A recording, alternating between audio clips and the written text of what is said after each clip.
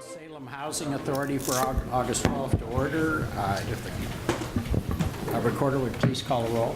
Commissioner Tessler is absent. Commissioner Nanke? Here. Commissioner Clausen? Here. Commissioner Dickey? Here. Commissioner Thomas? Here. Commissioner Benars? Here. Commissioner Clem? Here. Chair Bennett? Here. Will you please join me in the Pledge of Allegiance? Pledge allegiance to the flag of the United States of America and to the republic for which it stands, one nation, under God, indivisible, with liberty and justice for all.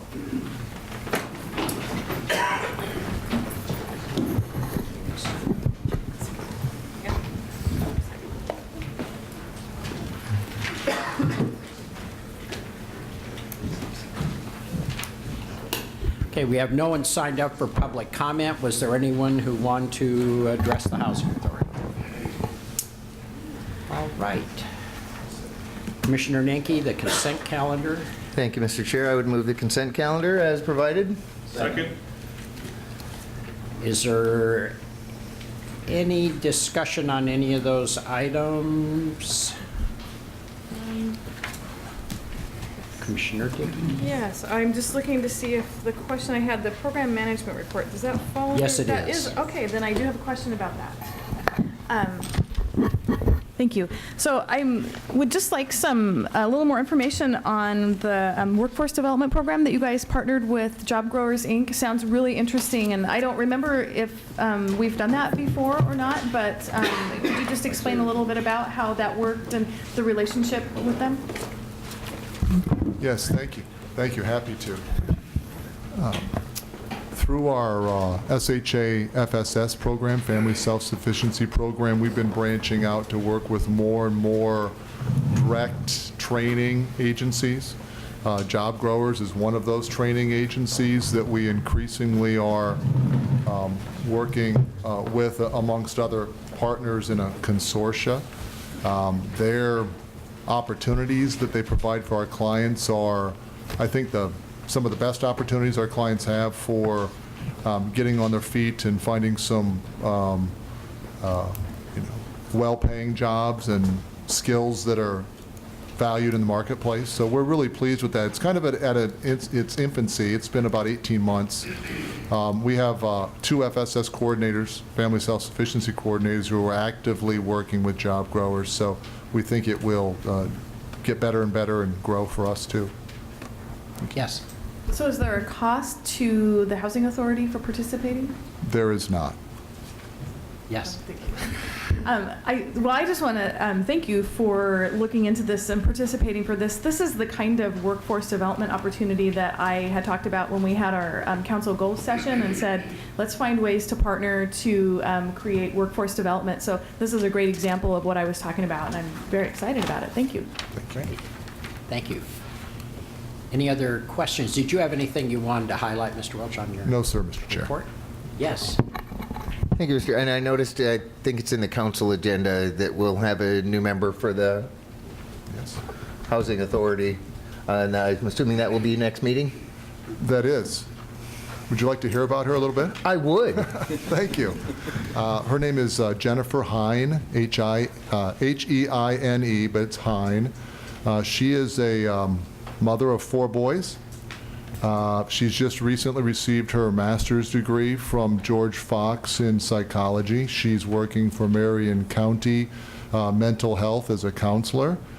She's in the Family Self-Sufficiency Program, working her way into ownership, and so she's a very dedicated and committed individual, and I think she'll be a really good attribute for the commission. Excellent. Thanks. Great. Thank you. Any other questions or comments?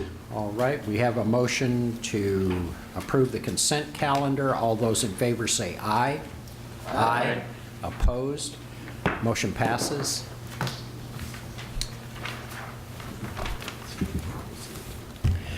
We have no special orders of business or unfinished business or new business, so the Housing Authority is adjourned.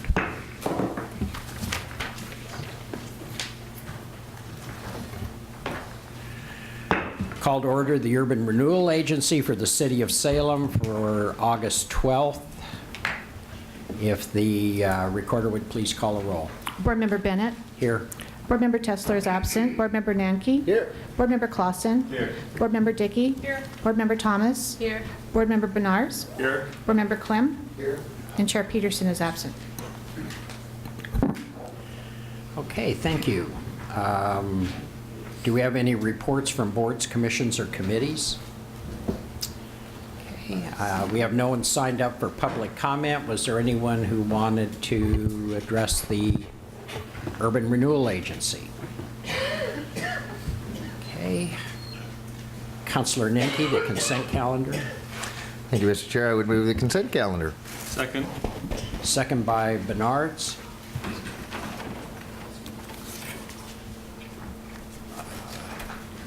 If I may, just a question. Councilor Benards, did you want to talk about the mobility study here or later? I think later. Okay, thank you. Okay. Yes, Councilor Clausen. Thank you, Mr. Chair. I just wanted to highlight the, just as a comment, that's the appropriate time. Sure. The Mill Creek Reservoir funding, this is a big deal for Salem. And it really opens up the rest of the Mill Creek Corporate Center. Not only the Mill Creek Corporate Center, but there are areas down there south, right next to Kubler and I-5 that are undevelopable right now because they don't have water service. This is going to be a big deal for South Salem in general. There's going to open up a lot of land that's a lot more commercially viable after this is done, aside from Mill Creek Corporate Center, which is a big deal by itself. So it's cool. It's a great thing for us. You know, a couple of years from now, hopefully we'll be seeing a little more action as far as getting some businesses in South Salem. Great. Yes, Councilor Nenke. Yeah, if I could just follow on that, because I had some questions earlier. Yeah, because right now, water pressure is 28 PSI for most industries, so they're all having to put in booster pumps and spend a lot of extra money and electricity to get the pressure they need, if they can actually get enough water to be able to pump it up. So yeah, this, I think, actually gets rid of the requirement to have the reservoir over at 27 or Battle Creek and Kubler for either a very long time or forever, which is a good thing. Yes, Mr. Fernandez. Council President, thank you. Peter Fernandez, Public Works Director. The Mill Creek Reservoir, when we made the decision to make it an S2 reservoir rather than serving the T area, which was kind of a funky pressure zone that was just the Mill Creek Corporate Center, then puts aside Coburn Reservoir, which is north of Kubler, around where Sustainable Fairview is, and that sets it aside for a very long time. I just wanted to comment on Councilor Clausen's, or add on to Councilor Clausen's comment that we have a companion project with the reservoir, and it's a water line that will come down south of Kubler. It's not an urban renewal. It's just in our capital budget. There's a companion project that brings a water line over to 36th Avenue and then up to Kubler. So truly, we are opening up that whole south area of Salem, and then that area, the northeast quadrant of Kubler and Commercial, will now have water and sewer available to it. So it's primed for hopefully for more industrial development. Great, thank you. Councilor Clem.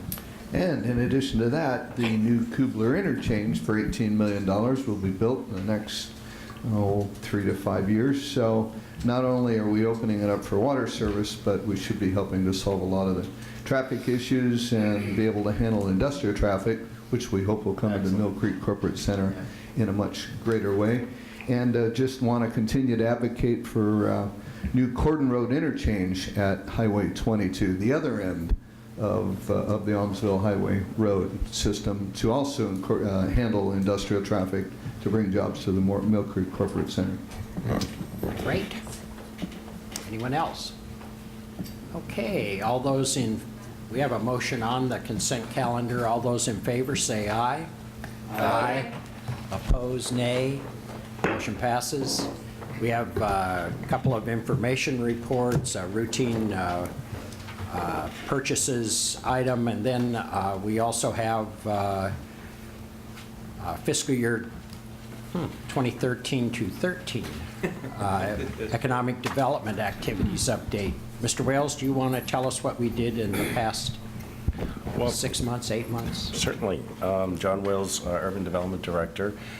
We thought it would be useful to start giving the council more frequent updates on some of the economic development activity that has been occurring over the past year and continuing that in the current year. And in this report, we focused on two areas where we provide incentives. One is through our enterprise zones, and the other is through our toolbox programs. And we've given you a scorecard of how, and I think you should see the report that it really has increased, the activity has increased in both areas substantially between last year and this year. And we would like to keep that going. We think the prospects look good. But we'd also like to use these quarterly reports as an opportunity to give you some other information on economic activity and indicators that are occurring as well. So if it's useful, we'll keep providing that. Great. Any questions? Okay, thank you very much. We have no special orders of business, unfinished business, public hearings, or new business. So the Urban Renewal Agency meeting is adjourned.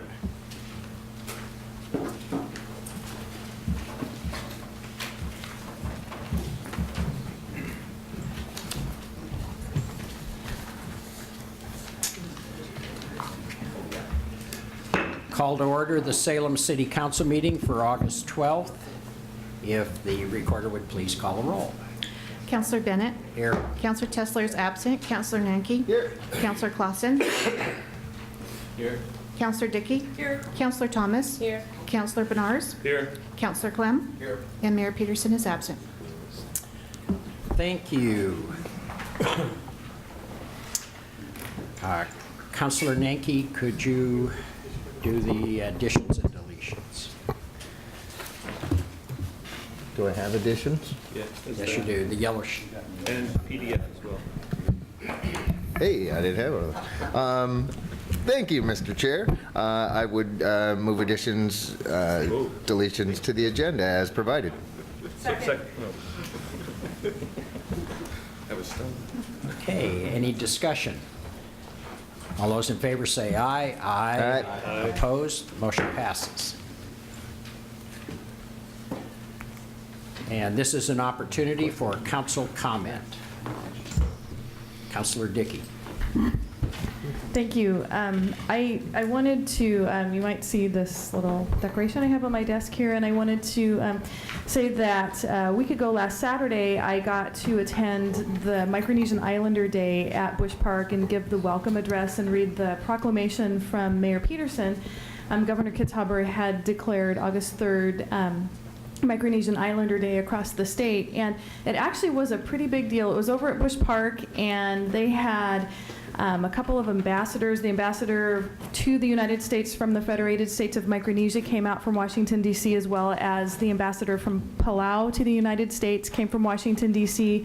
Several elected officials and dignitaries from the islands came out. There were a couple of mayors, several senators. One of them was their longest reigning senator, 30 years or something like that. He's actually next in line to be king in the Federated States of Micronesia. So this was a really big deal, and it was a lot of fun. I know that we have a large Micronesian Islander community in Salem, but they also had a lot of people who came from the Portland area, Eugene area to attend this event. So I just wanted to say that was just a really fun day that we got to do. It is open to the public, so when it comes around next year, I would encourage everyone who has an opportunity to attend. They have great food there and other things that are going on, presentations. There's I think there's some entertainment that goes on, music, other things that they're selling. So it is really fun, and it was really fun to welcome them to Salem.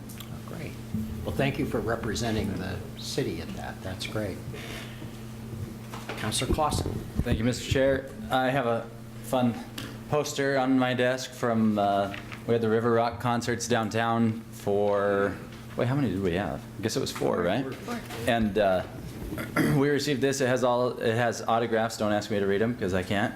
But I'm assuming it's from all the bands, and this was a very fun event. I went to last Wednesday night, brought the family down, and the city manager and I got up on stage to receive this for our contribution as a city with helping to kick this off with, which funds was it? It was a transient occupancy tax. It's Okay. the $80,000 we set aside as seed money for new events, and so we were able to support these events with $10,000. And this was an excellent event. I'll tell you what, I was there, didn't stay the whole time since we had the baby with us too, but it was a fun time, and there were a lot of people there, and there was good food, good drinks, a fun setting, great weather. We had a great time, so I hope this comes back, and there were a lot of people there, and I'll bet you there's more next year as the word spreads, so Right. this was a nice one for us. I think at every event they had between about 1,000 and 2,000 people. So, and people enjoyed it very much. One of the crew members who was at the last event was looking out behind the stage toward Minto Island and said, "This just looks like a movie scenery drop." It's so beautiful. I think people were really impressed with the park and its location. Without the triangle building. Yeah. Any other comments? I just want to be sure to remind everyone that August 22nd at 5 o'clock is Volunteer Recognition Day evening, free meal, usually music. I hope music, right? Yes, music. Music, good. As well as recognizing our many volunteers for the hard work they do to keep the city moving along and providing so much to the livability of Salem. So I would urge everyone to attend and enjoy themselves. That's Yes, and August it's at 20th. Peace Plaza. Thank you, at Peace Plaza, which is the plaza between the library and City Hall. That's right. Okay. That piece right there. That piece. Okay. All right. Any further comment? Councilor Nenke, the consent calendar. With pleasure, I would move the consent calendar with Whoops, just a sec. Or not. I apologize. Public comment. And we have some. Ron Sturba.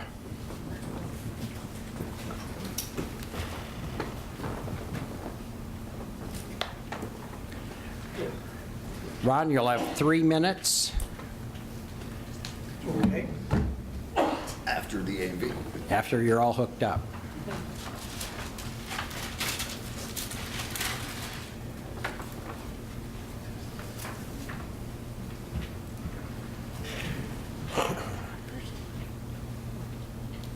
Okay, yeah, that works. Great, thanks. Ron Sturba, 520th Street, Northeast Salem, Oregon. Good evening, staff, counselors, Mayor-to-be or Counselor Bennett. Mayor Pro Tem. Am I doing okay? Yeah. I read the newspaper, the Salem Statesman Journal, and sometimes things get confusing, so I'm just going to go with the way I feel here as a taxpayer. And so the city wants to purchase land out at Minto Island. So let me get this right. One company owns the land, then that company is going to give it to the other company free, and then the city of Salem's going to buy it from that company and provide a amount of money to take care of it. I don't quite understand how this all works. If one company is giving it, Boise's giving it to Bonnyville, why doesn't Bonnyville just give it to the city of Salem? So that's why I'm here, to express my feelings. There may be a whole bunch more to it that I don't understand, but conveyed in the newspaper, that's how I felt. The other thing is on the northeast end of Minto Island is supposed to be the Blue Heron Reserve Area, according to the newspaper. I agree, I see them out there. One thing I don't understand is why in the world we would build a footbridge and bicycles into a wildlife refuge area. Bicycles are not allowed in some wildlife refuges where they have a lot of fowl. And I don't quite understand spending $8 million to do that. When the city of Salem has the East Bank up here, which is ill-prepared for an emergency, why don't we spend the money developing the east bank of the Willamette River and spending $8 million on a footbridge? I think it would be better serve the city and your concept of motels or apartments that you have planned here for the downtown area. Thank you very much. Thank you very much. Kenny Montoya.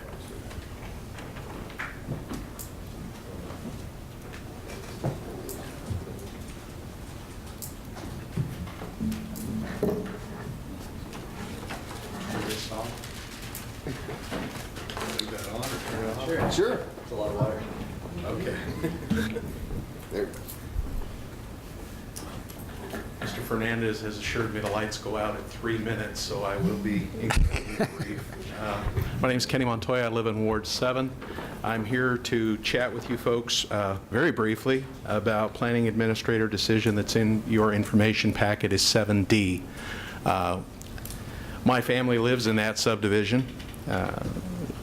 And first I want to be really clear, we're not saying not in my backyard, we're merely saying leave it the way it is. The way it is plenty of brand new houses, which we welcome, we want new neighbors, but the proposal here leads to a 50% lengthening of blocks. It also reduces the lot sizes, and because the county has said no to access from Skyline, everything's going through Davis. I don't know that you folks have been out there in the morning, but between 7 and 7:30 Monday through Friday during the school year, it's busy. Sprague classes start at 7:28, crossers at 7:55, and hammering all those cars through that area is hectic now. Adding the several hundred homes and shoving them all in there at once without opening up Mildred first is going to lead through all that access, or all those cars going through one access point, and it's not safe. If you read in the materials, the school district's comments are talking about 150 plus students, and the children can't walk from that area, although my son runs because he doesn't like to wait for the school bus, but just because of the hazardous area that it is. And again, to be clear, folks, absolutely we want neighbors back there. I can't stand having the big open space and the coyotes and worrying about my dogs and all that good stuff. We want the homes. Just leave it like it is. There's nothing wrong with the development as it's listed, and I think that's probably the end of my 3 minutes. Thank you. Mr. Montoya, just to understand, you're asking then that the city council hold a public hearing on this decision? Is that what you're asking? Well, I'm really not sure of how the process works in this, sir. It looks like it's just for information purposes only. I don't know that I don't know your procedure, whether you can act at this point, but since you have information on one side, we thought we'd provide information on the other side.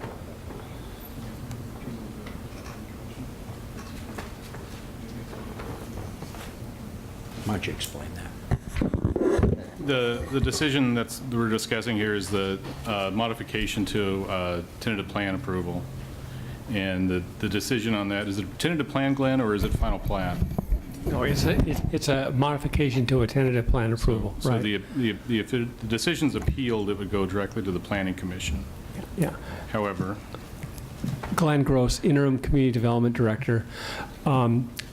There's a nuance here that's real important for the council to understand.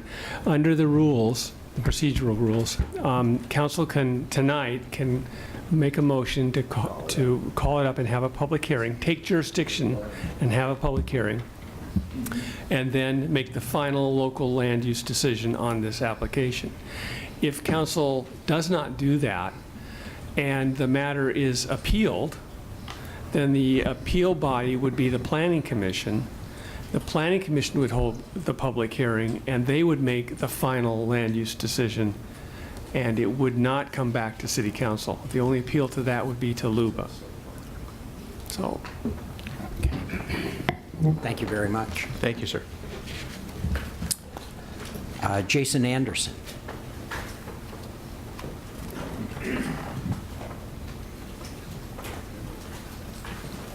My name is Jason Anderson. I also live in the subject subdivision Bella Cresta up off of Davis Road and Skyline, and I'm also liking to state my concerns in opposition of any modification of the original development design through the 5 phases. In regards to, the schooling, the traffic, the county decided to not allow secondary access because of site distances off of Skyline, and they're trying to bypass that off of a lot for emergency usage for fire access, which was very disturbing to me. We talked about it. I'm also the president of our HOA, and something that when I bought into the neighborhood, when you look at all the 5 phases, this was supposed to be a gorgeous area, very nice. Everything was well laid out, and with the changes, Kenny had mentioned extending of block lengths, adding more lots, shrinking lot sizes, trying to squeeze as much into the development as possible, which is how I see it as a consumer and a resident of the area. And I'm just not real happy about that. So I wanted to make sure that I'm raising my family in that neighborhood. Me and my wife, we bought a house there as newlyweds, and having everybody going up and down all the constructions off our street in front of our house, that's a huge area to develop. There's a lot of terrain there that's going to have a lot of equipment coming and going, lots of little children, lots of small pets and animals, and I, for one, on behalf of our homeowners association, want to definitely state our opposition towards the development and the changes. And in regards to what Kenny had said, leave everything as well. And it was fine when it was set out and originally plotted, and I'd be just as happy to leave it that way and not make any modifications. So Thank you very much. Are there any questions for Mr. Anderson? All right, thank you. All right. Is there anyone else who wanted to address the council? Okay. Councilor Nanki, the consent calendar. Thank you, Mr. Chair. I will move the consent calendar with pull of 3.3E by Councilor Bernard. Second. Okay. Second by Dickey. Okay, any discussion? All those in favor say aye. Aye. Opposed? Nay? Motion passes.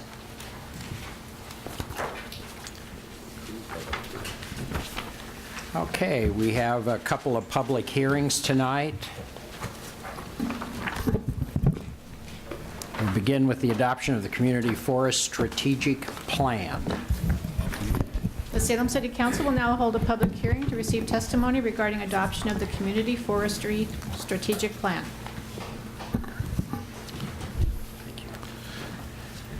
Okay, thank you. And our staff presentation. Yeah, Councilor Bennett, if I may, before Ms. Farrell does the formal presentation, I just want to preamble her presentation a little bit.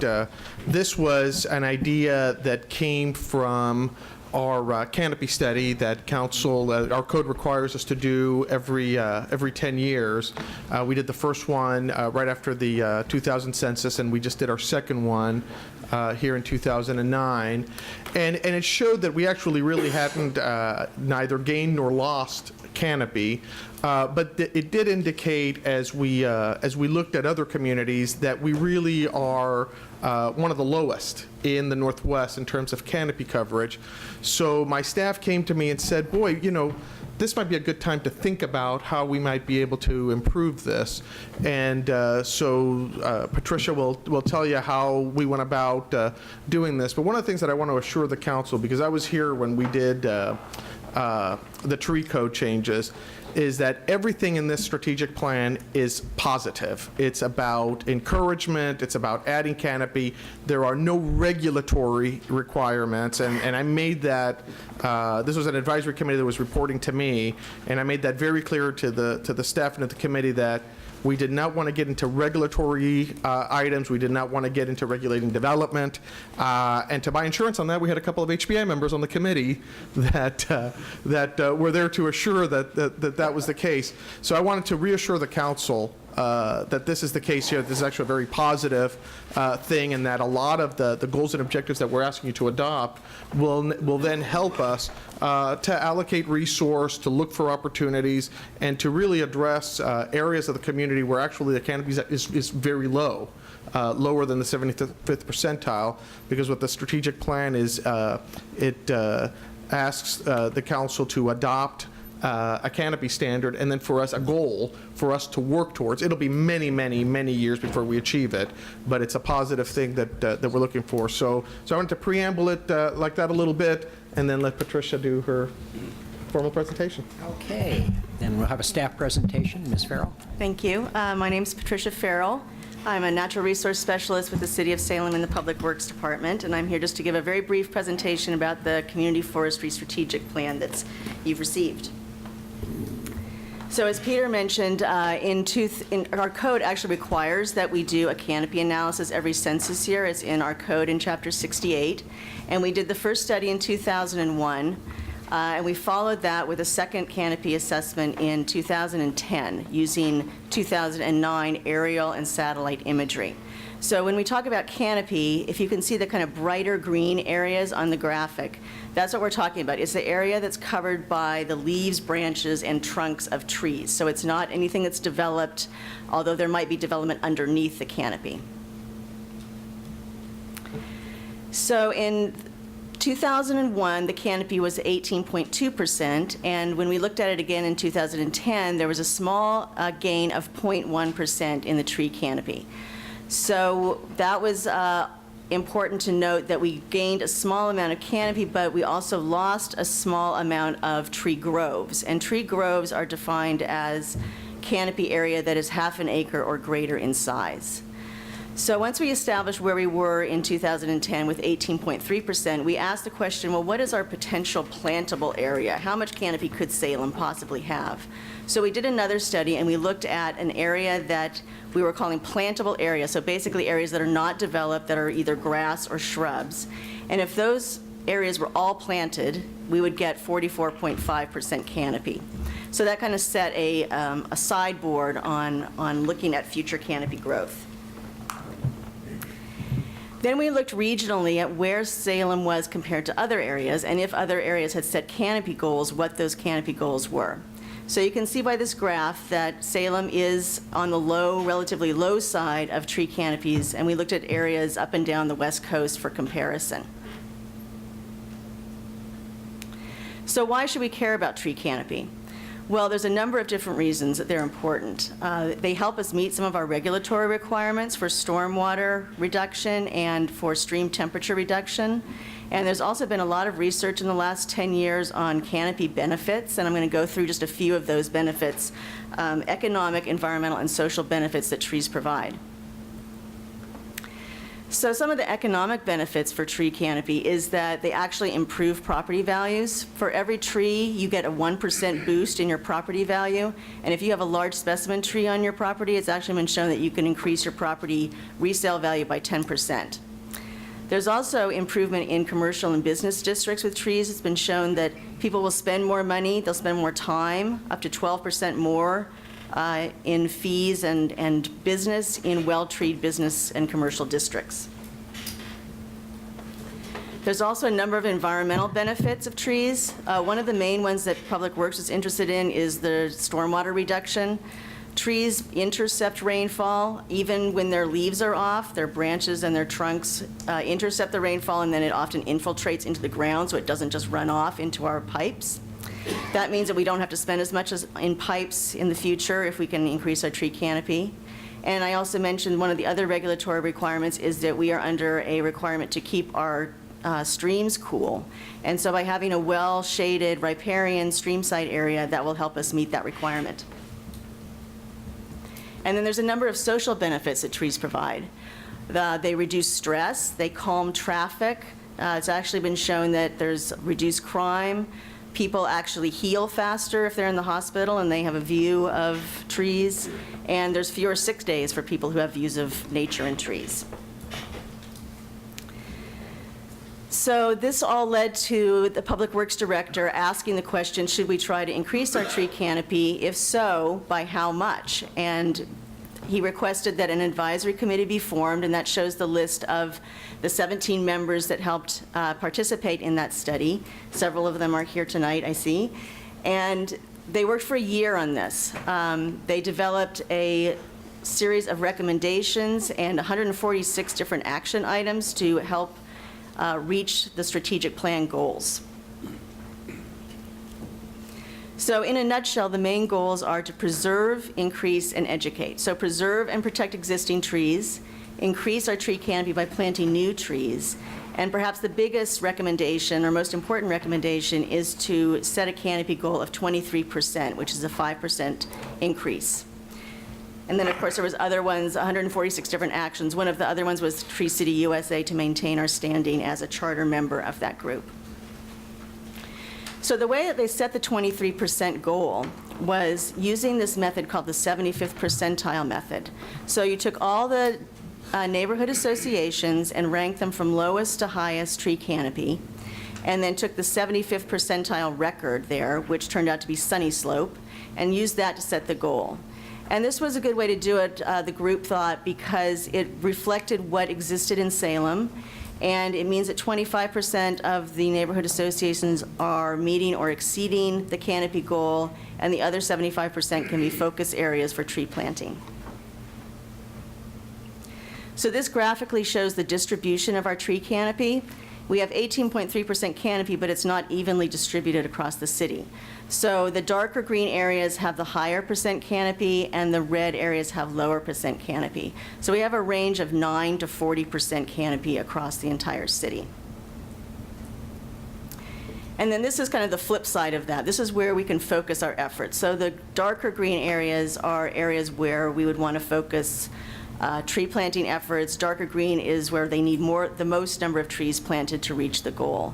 And this is with the realization that we are not having new regulations, and that there's some areas that just cannot be planted. I mean, for instance, the airport. I mean, there's restrictions on tree planting there. There's also the Department of Corrections facilities. There's any number of reasons why there may not be plantable areas, but this is the target goal. We've actually already begun to implement some of the actions. We had 2 Arbor Month events. One was at Grant School with a number of students, and the mayor participated. And then we had one with a partnership with Friends of Trees at Hoover Elementary School in the Nezca neighborhood, which is a low canopy area. We had about 60 people participating in that planting. So the next steps is hopefully the plan will be adopted, and then we will start being able to direct some staff time and look for volunteers and some pilot projects to begin implementing tree planting projects. And even though it's a very long range target to set a canopy goal, it's important to remember that any increase in tree canopy is going to be of benefit to the next generation of Salem residents. So I'll just conclude with this quote: "The best time to plant a tree was 20 years ago, and the next best time is now." So thank you. Thank you. All right. Opportunity for the public to comment on this. Linda Peterson.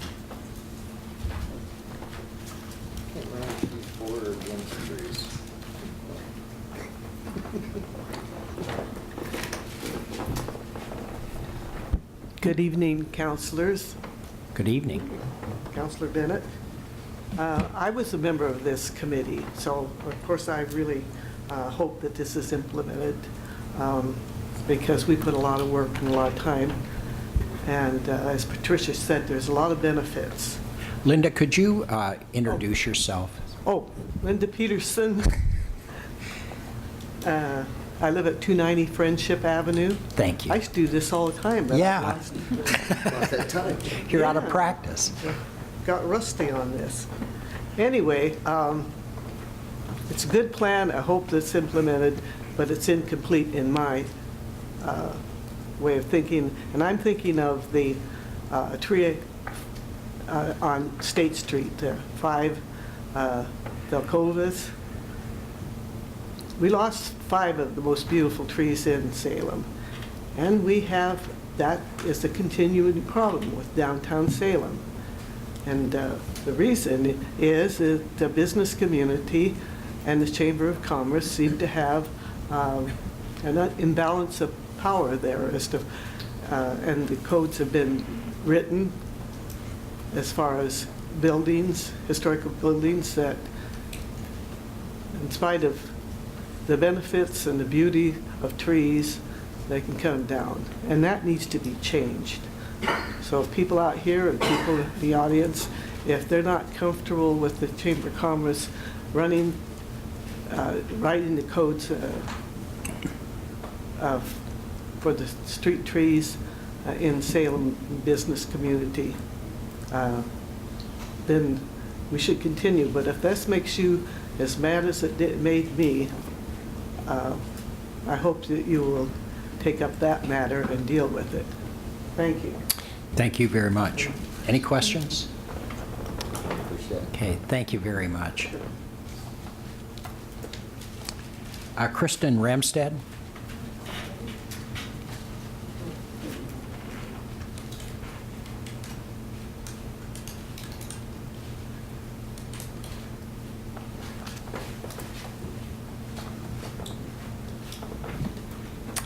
Hi, my name is Kristen Ramstad. I am here both as a resident of Salem as well as an urban forester who works for the Oregon Department of Forestry and who participated as a resource specialist on the committee that came up with this plan.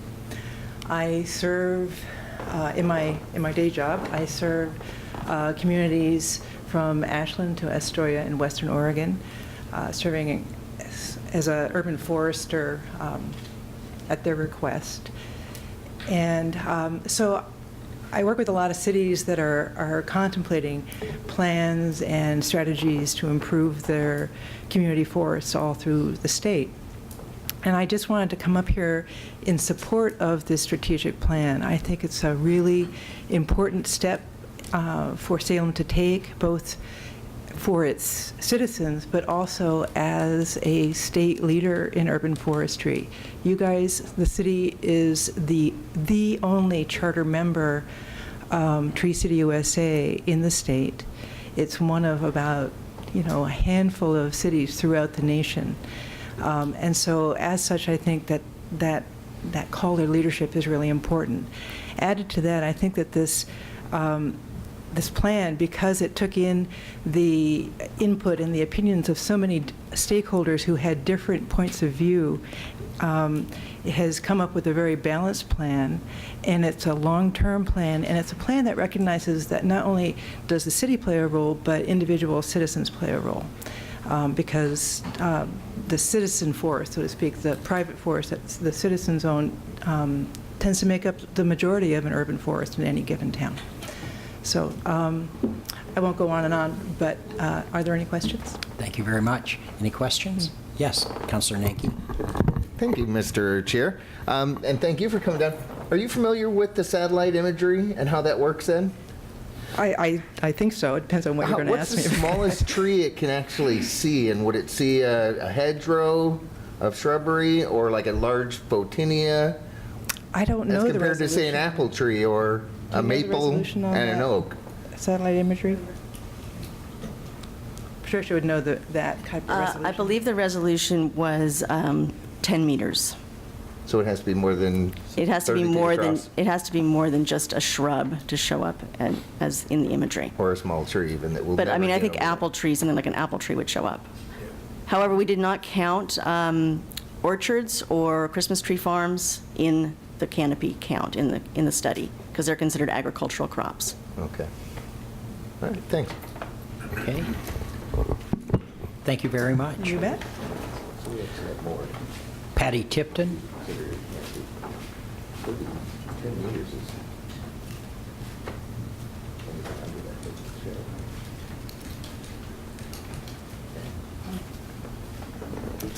Council members and staff, my name is Patty Tipton, and I'm here to support trees, and my address is 3240 Hamel Street, Northeast Salem. 97301. I came down here because I want to let you know that Lansing neighborhood has been trying to plant trees in its neighborhood. We have been working on a park called Eastgate Basin for 6 years. And up to now, we've had planted over 62 trees. And even though they are small, we hope that they will grow and keep growing. We are monitoring the park, making sure that the trees that are damaged due to vandalism and so forth are replaced. And we hope to continue so by keeping an eye on the park. I would like to encourage people to look at their parks and help wherever they can to plant trees. I like trees, and I think they're the greatest benefit that we can offer our children and our grandchildren. My children and my grandchildren, who have helped me plant trees, drive by there, and my grandson, who is only 6 or 7 at the time, he says, "Grandma, that's my tree." And I know that's important to him because eventually he will bring his children and his grandchildren there and say, "Yes, Grandma and I planted this tree." And I just want to encourage people to look everywhere they can for financial support because these trees are not cheap. Last year in October, we paid out $130 for a really pretty tree to be planted next to the playground equipment. A few weeks ago, when I went to check on the park and we did a cleanup, the tree was gone. Somebody came along and chopped it down. Whether they did it for whatever reason, it didn't matter. It was vandalism and it hurt. And I would like people to realize how important our parks are to our children and to the neighborhood. So please support this very much. Thank you. Thank you. Any questions for Patty? Councilor Dickey? Patty, I just want to thank you for coming down. And for those of you who don't know, Patty chairs the Lansing Neighborhood Association and has organized several events in Eastgate Basin Park to plant trees. And I am just amazed at how much volunteer work has gone into planting, what did you say, 62 trees in the park? In 6 years, yeah. Yeah, it's pretty nice. And if you happen to drive by, it's on Hawthorne, just a little bit south of Silverton Road. You can see a lot. You can see the benefits of all of their hard work. So I just want to thank you and the Neighborhood Association for all of your hard work on that. Well, we wanted to protect the waterway that was leading into Clackett Creek Basin, Clackett Creek, excuse me. And so I got on the Clackett Creek Watershed Council, and that's where we got the funding, was through them. And they helped us get the trees to plant along the waterway, to do all the things that this lady was talking about, keeping the water cool and preventing erosion and so forth. And that was my goal 6 years ago. We had no trees in the park 6 years ago. And now we do. Yep. And I hope to continue doing so. Great. Thank you very much, Patty. Brighton West?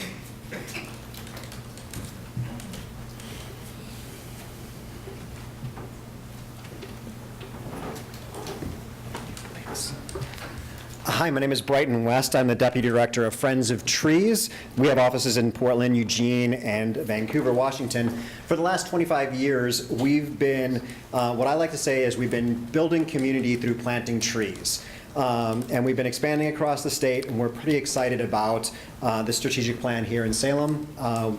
We want to be working here in Salem. We've done a couple plantings in Salem so far. One was with the Portland Timbers, and another was with Patricia at Hoover Elementary School. She mentioned that already. And really what Friends of Trees is about is bringing people together to plant trees. So there's a lot of data, and trees do all these wonderful things. But where we come in is getting the people in the community, people throughout Salem, to get their hands dirty, to teach them how to plant trees, how to care for trees, to work with neighborhoods, and really implement a plan like this. So it was great. I read through the strategic plan, and there were 146 areas, many things that Friends of Trees can help with. So, and I hope that we can do that. Working with neighbors, working with volunteers. Saw the Oregon Department of Transportation was mentioned. We just celebrated planting 5,000 trees along I-205 in Portland with them just a couple weeks ago. So that was a major program there. Natural areas, we work with PGE a lot. They've been one of our supporters since the beginning of Friends of Trees. So I look forward to expanding our presence in Salem from just those 2 plantings to many more, hopefully in the future. And hopefully I passed out some information. Our executive director could not make it tonight, Scott Fogarty, but he wanted me to pass on just some information about Friends of Trees so you can all look and see what it is we do, what we've been doing in those other communities around the state. Thank you very much. Thank you. Sorry Scott couldn't be here tonight. I've known him for many years. We worked on the Opal Creek Wilderness. Ah, wonderful. Yeah. Very good. Very good guy. Thanks. Any questions? Okay, thank you very much. I have no one else signed up on this issue. Yes. Can I talk? You sure can. Just come on up and introduce yourself and have at it.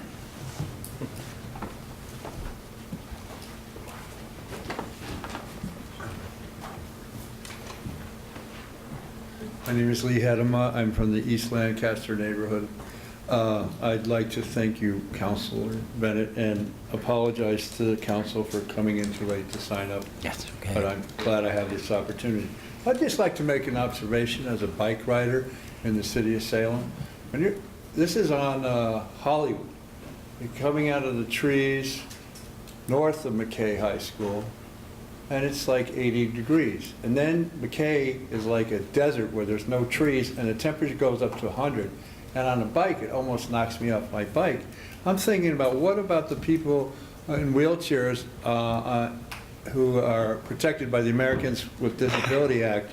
I think we need more trees. Patricia Farrell was talking about plantable areas. That's a plantable area. I wonder how we're going to come up with the information for plantable areas. Will it be up to the neighborhood associations, to individual citizens? Will this be clearer as we get the final ordinance? That's just the point I'd like to make. And the other big impact in my neighborhood especially is the Market Swiggle interconnect now, and we've lost a lot of trees there, and we still really are not sure about the tree planting program that's going to start to be implemented as this project is coming to completion. We're very curious as to how many trees will be replaced. This is another area that I would call a boreal desert. And my experience with trees in the city has been through the Soil and Water Conservation District. I've planted trees at Minto. I've planted trees at Claggett Creek. I've planted trees with Brad along Pringle Creek. And I planted trees in front of McKay High School with Sadi Sill. And it's all was through watershed councils and through the Soil and Water Conservation District. So I'm heartened by this hearing that the city of Salem wants to finally step up and do their duty. Thank you. Thank you. Any questions? Okay, anyone else? Yes.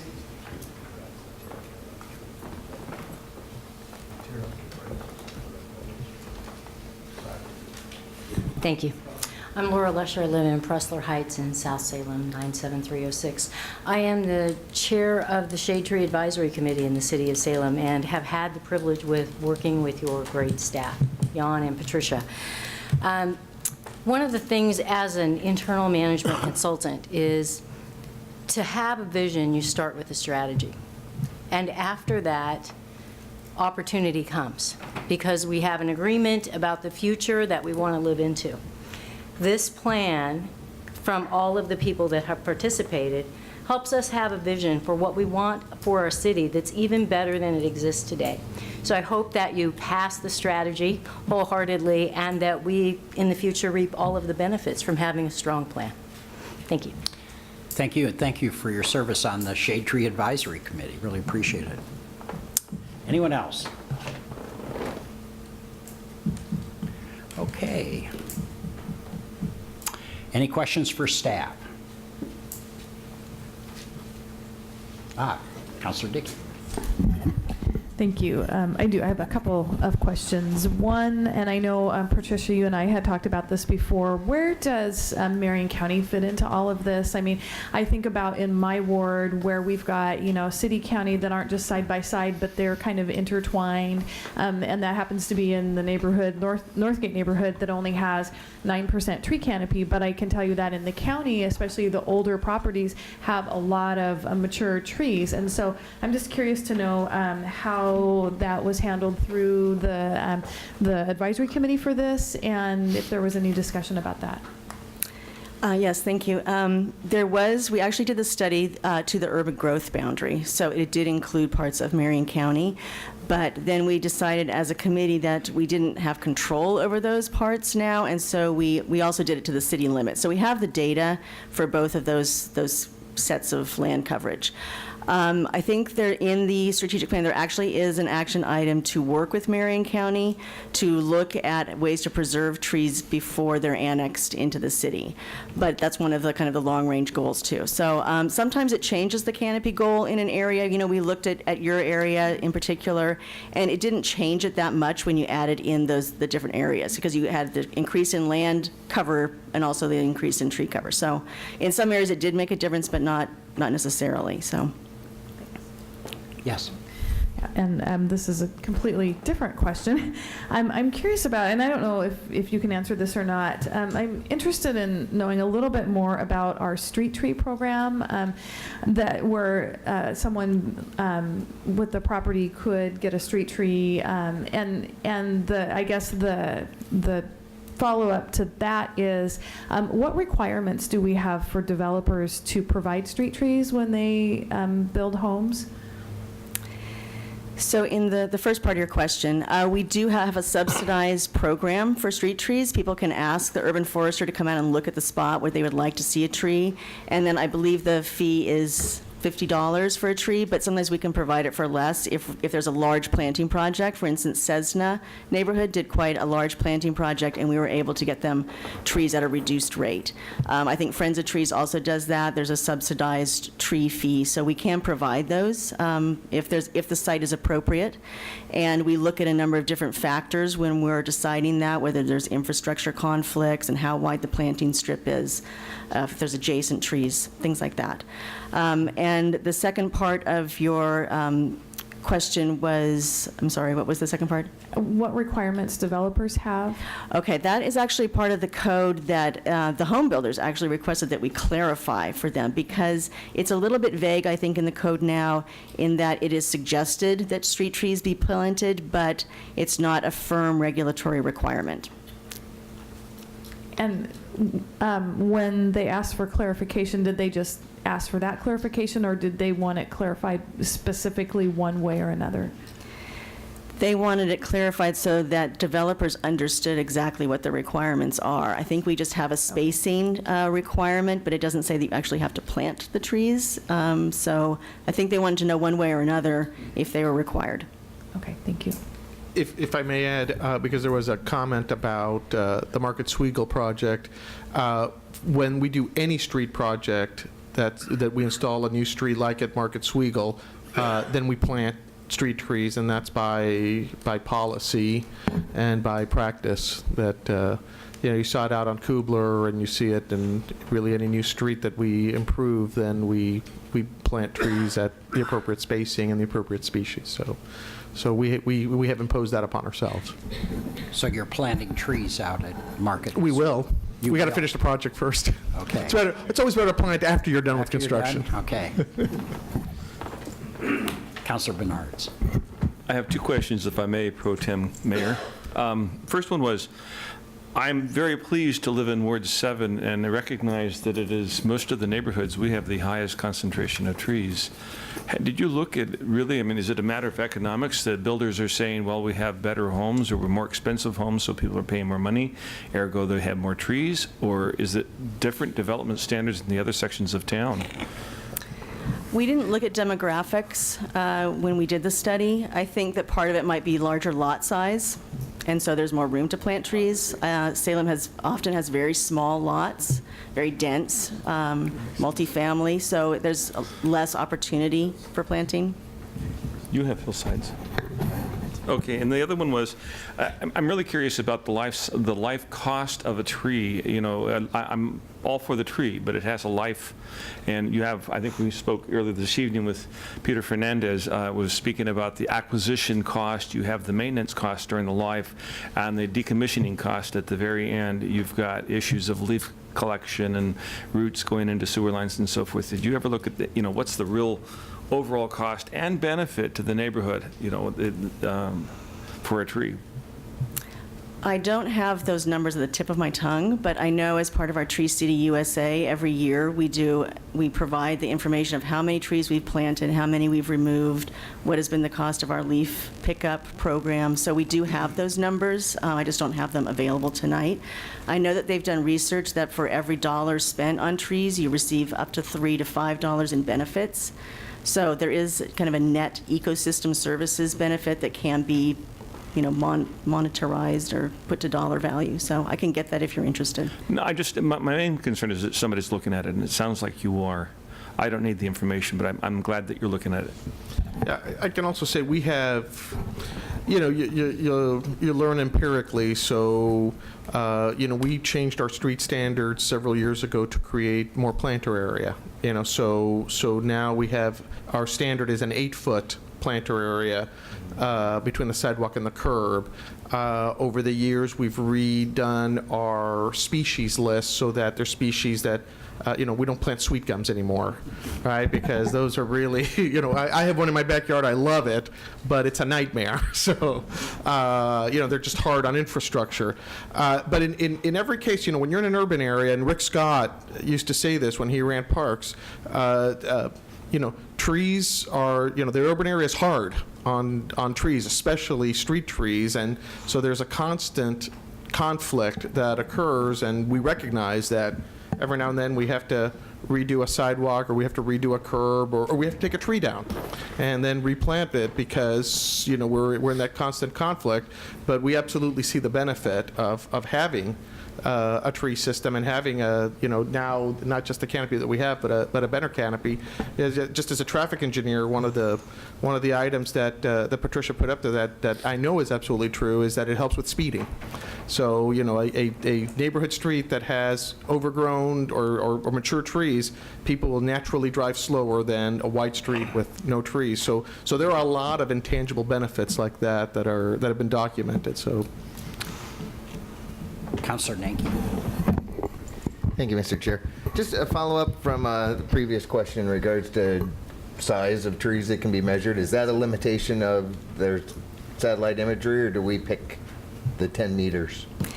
It's constantly improving the image, the way that you can resolution of imagery. So one of the things we actually had to do with the second study was to bring the first study kind of up to the current standard. So we actually redid both studies. So I think as the technology improves, we can probably get better resolution as we go along. Because I would consider a large shrubbery canopy of a sort, depending on where it is. It provides shade if it's adjacent to a stream. I know that some of our new street trees probably don't even have a 10-meter diameter that it will ever reach. So it's disconcerting knowing that we're missing a lot of piece of what I would consider a canopy. My apple trees are dwarf apple trees. They'll never reach it. I had a birch tree that wouldn't have actually shown up, and now I have 5 fruit trees instead.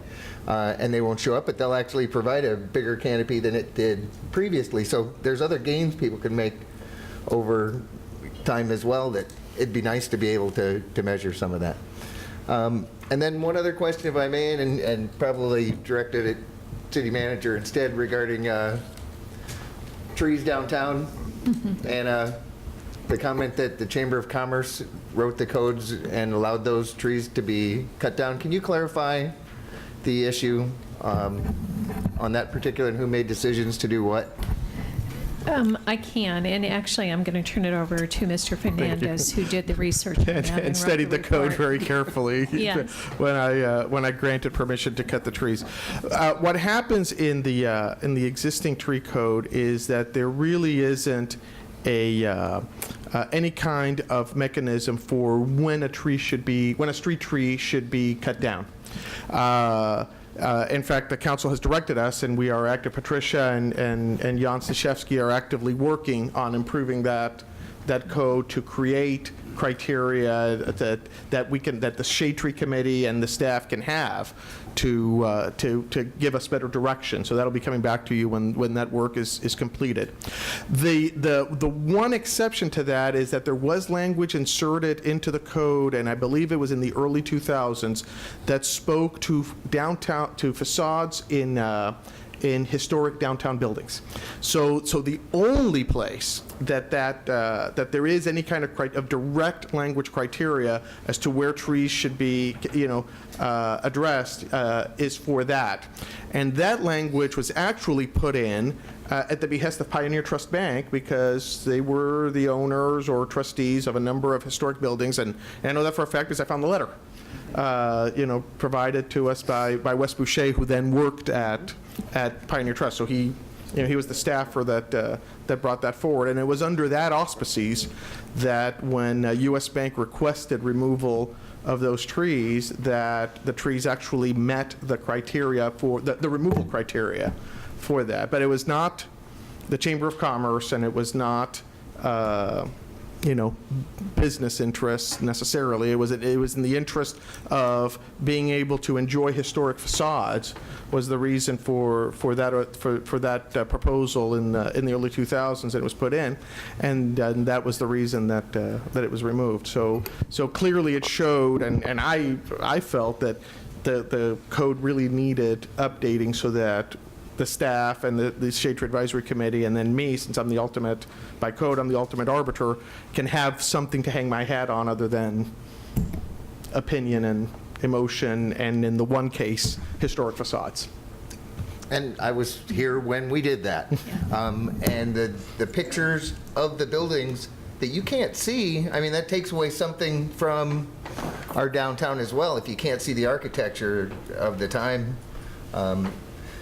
I'm assuming downtown trees will have some sort of limitations on them based for roots and whatever. Will they actually ever get larger than 10 meters across? Well, my understanding, I'm not a forestry expert. My understanding is, those Japanese Zelkovas are ornamental trees. I think the original thought is that they would grow to 10, 15 feet. Downtown Salem, years of flooding, that soil is excellent, and those Zelkovas loved it there. So in a place where there really wasn't a whole lot of room for them to grow, and under a tremendous amount of heat pressure, nevertheless grew way past what anybody thought they would grow. And that was the case not just in front of U.S. Bank, but all along, I remember all along Commercial Street, there were a number of Zelkovas that really covered up a lot of the historic facades there as well. And I think that's what brought about the original request by Pioneer Trust Bank to just address that issue. So we're testing new trees. I think the ones that have been planted are ginkgos, so we'll see how much they love the soil and how they get, and whether the canopy will open up a little bit. Thank you. You're welcome. Any other questions? Councilor Dickey. Thank you. I want to follow up on Councilor Benar's question and my question also about requirements for developers, because you made an interesting comment about how you have a lot of new development that has a lot of trees. I have a lot of new development that has no trees. People have had to go out and do it themselves, and I'm kind of curious, and I don't want to suggest putting additional burdens on developers or home builders, but I'm kind of curious to know if you have any information about, well, you said you didn't have the demographic information, but about how many developers actually just be proactive and go in and either work with the people they're selling homes to, or just do it before they have even while the home's on the market or whatever, and put in street trees, and how many people are purchasing and then going and deciding to put in their own street trees. I'm kind of curious about that, and wondering if there might be some discrepancies there that I hadn't thought about before until the question came up. I'm not sure exactly as far as who's required or why there's differences in different developers. I think it's somewhat up to the developer because of perhaps the vagueness of the wording in the code, and so some decide to put them in and some don't. I know that a lot of times that before they get final occupancy permits, they have to have their street trees planted.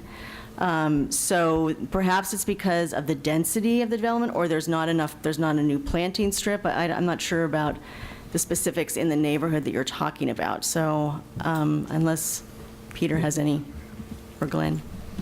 Yeah, Glenn, go ahead. Yeah, if I could. There's two areas here that we're talking about. One is the public realm in the street right-of-way, street trees. And I think that's what Patricia's been talking mostly about.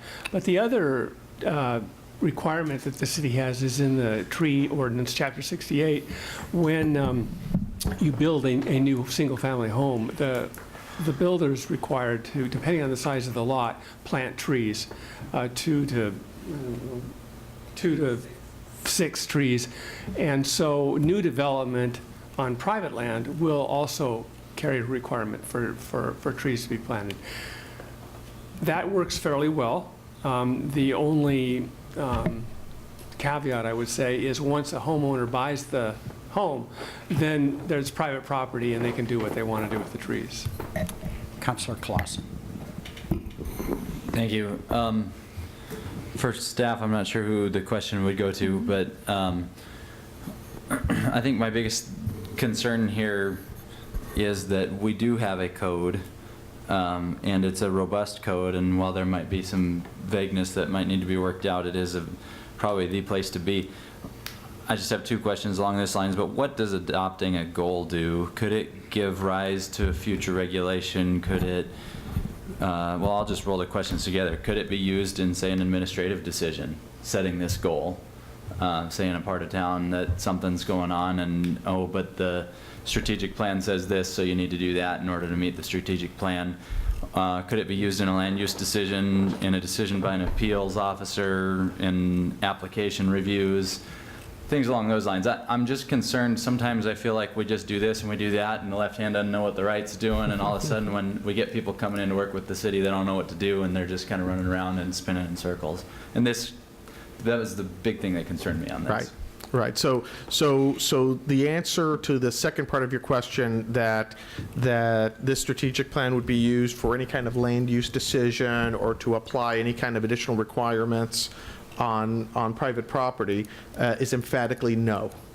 That's, if we're going to create something like that, the council would have to adopt it in the code, and we'd have to have a public hearing for that, and so that would all be done in the light of day, and it would be very specific. So this adoption of this strategic plan and these goals do not have a direct impact on any regulatory requirement of the city of Salem.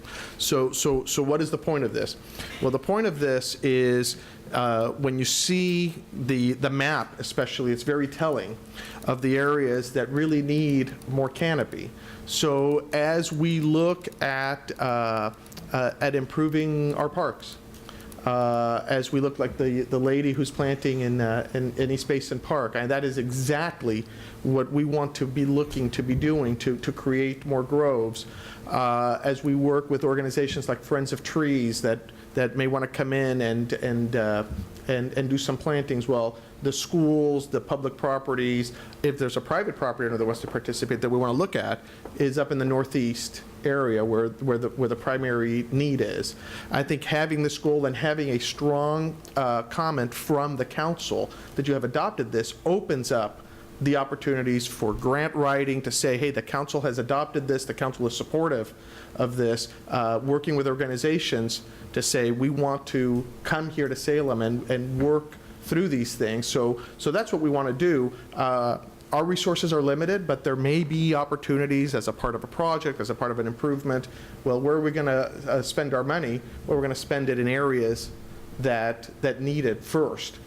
So we can, 10 years from now, maybe some of those red areas can become at least a lighter shade of green. But I have to reassure you, and without reservation, that this does not have a direct link, any form of direct link, to private property regulation. And I was here the last time we tried that, and I know how painful it was for the community and for the council, and that's why I said at the preamble that we want this to be a positive thing, and we want to make improvements to the community positively and not in a negative and a high-charged manner. Thank you. Councilor Nanki.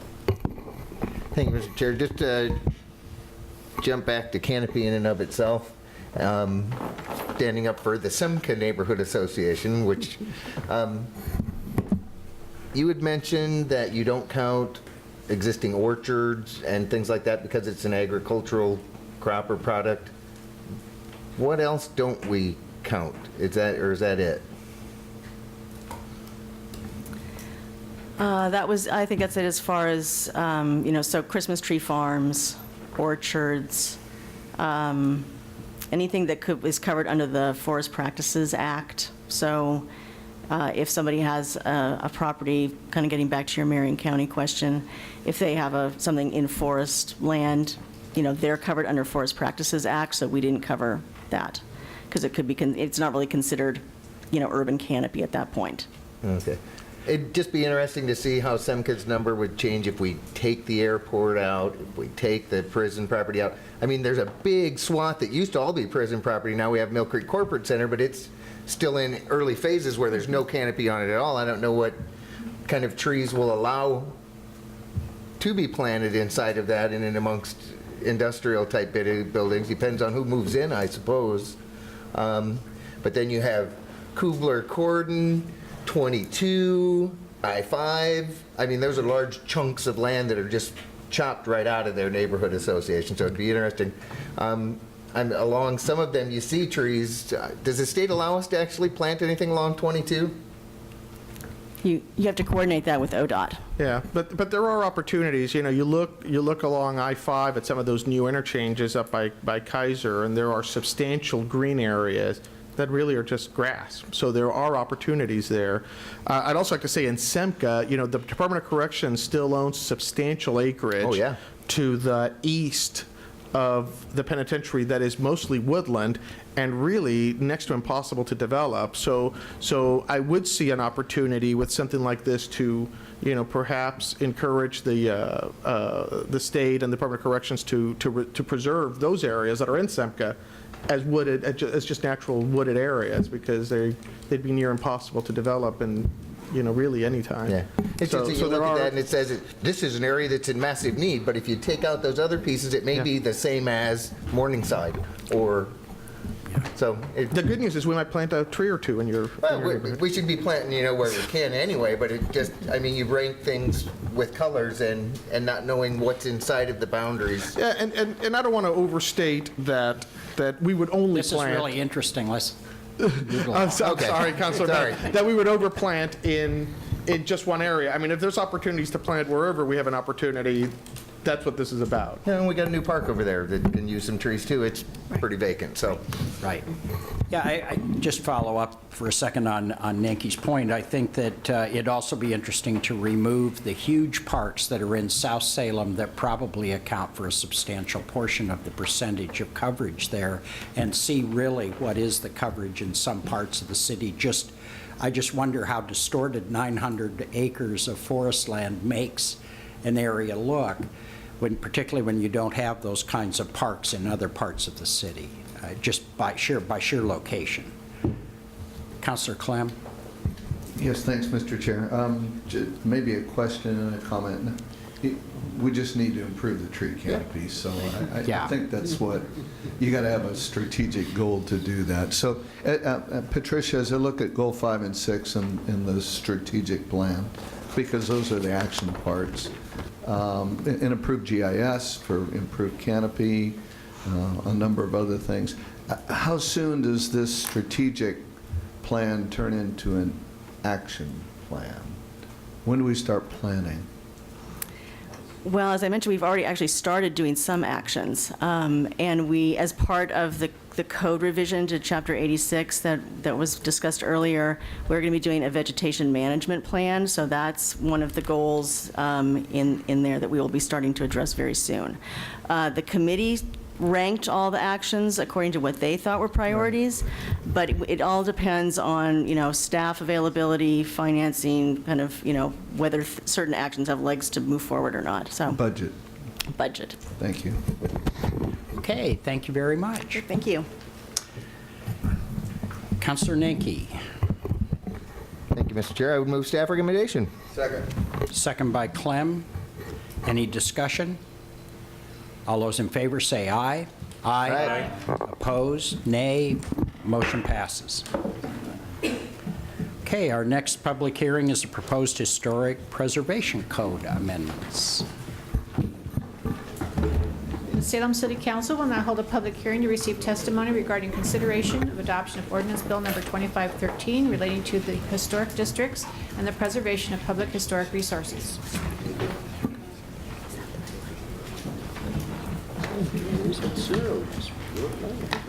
I love the note page.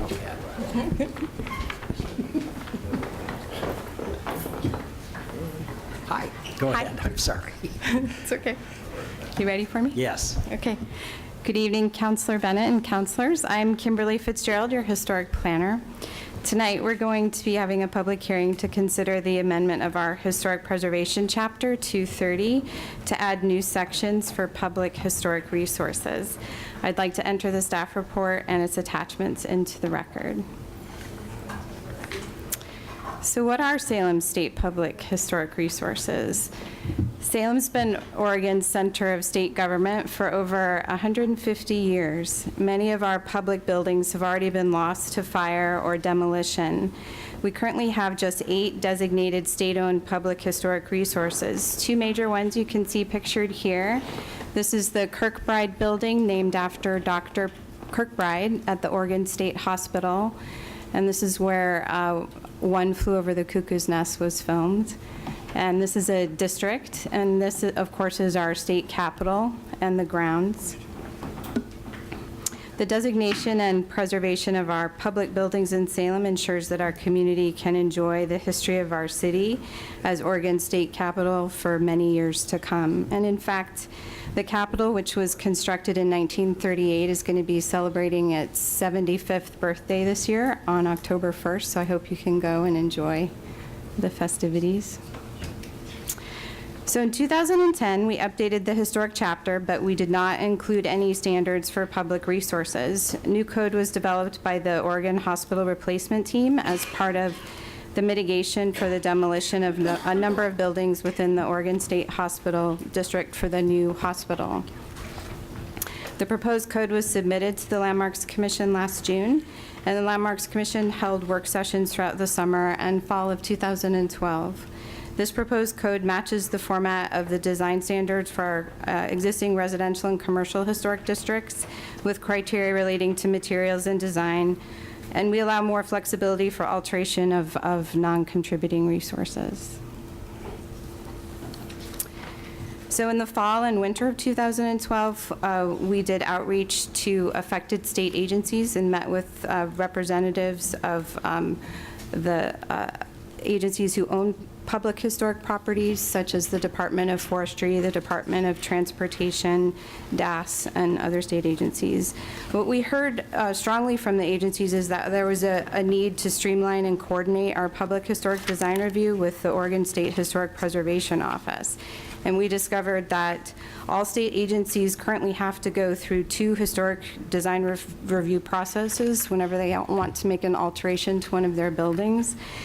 And in fact, as part of the Capital Master Plan, their seismic upgrade project, there was a proposal to eliminate both city and state historic design review for the Capitol due to their frustration with our having to go through two processes. So we worked closely with the Oregon State Historic Preservation Office to streamline and coordinate our processes and address their concerns.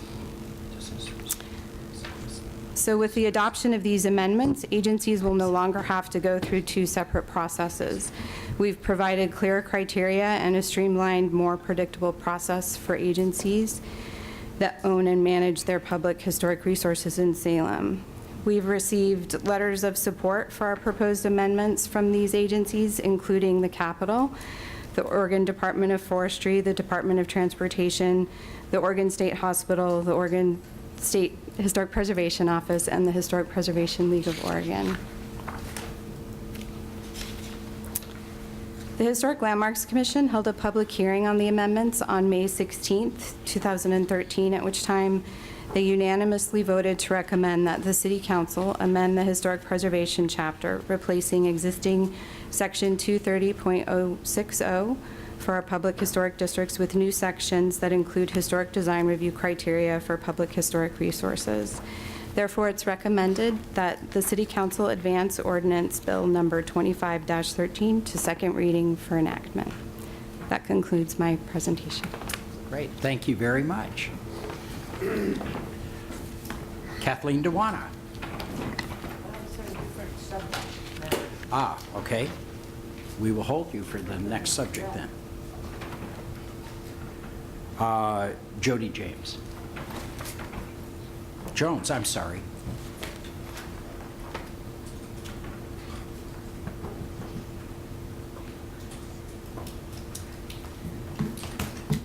Members of the council and staff, my name is Jody Jones, and I am the administrator for the hospital replacement project located at 2600 Center Street.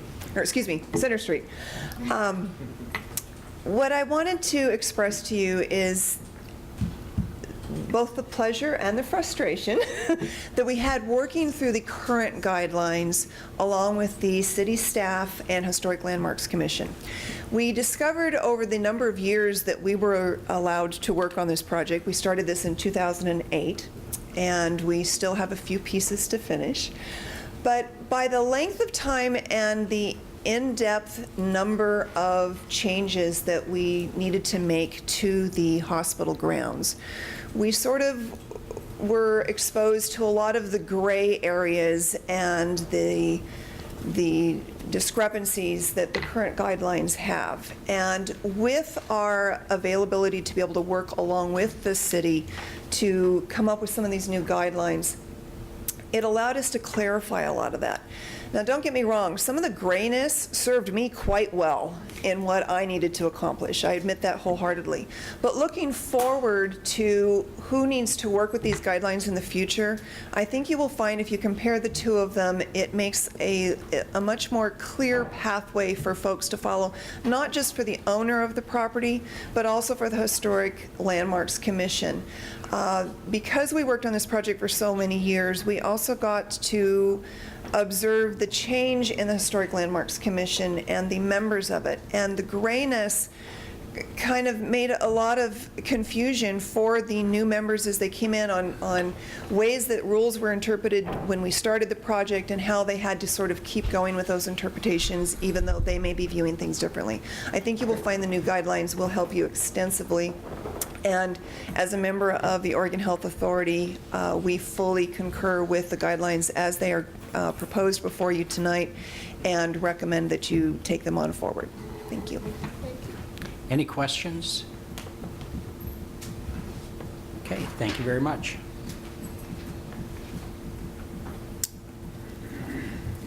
Any questions for staff? Anyone else? Any questions for staff? Yes. Thank you, Mr. Chair. How many people were actually at the Historic Landmarks Commission public hearing? Did we have?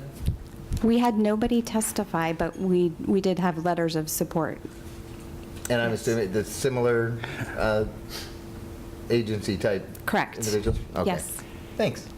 So we have heard from the Department of Administrative Services or whatever their division that deals with their buildings. I mean, that is all covered? Yes.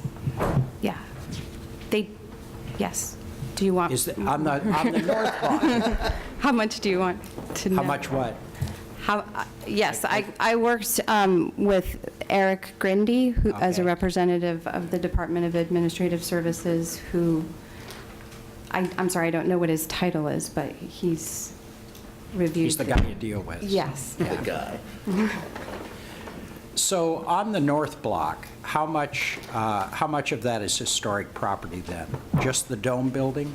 The north side of Center, Yes. within it, actually, the entire block is within the National Register District.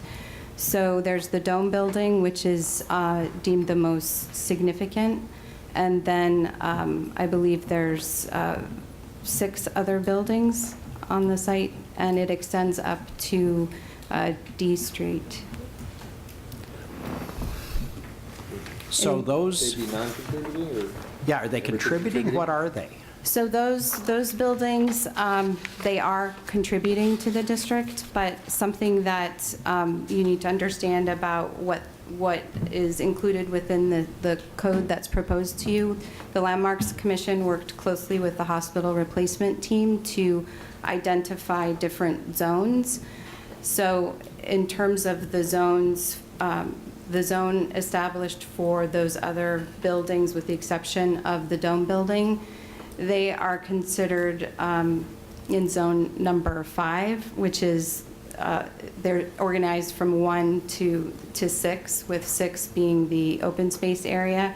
And zone 5 was identified as, while it's contributing to the district, it's not as significant to the district, so that what that means is, as a redevelopment proposal comes forward, that there's allowances made for appropriate redevelopment.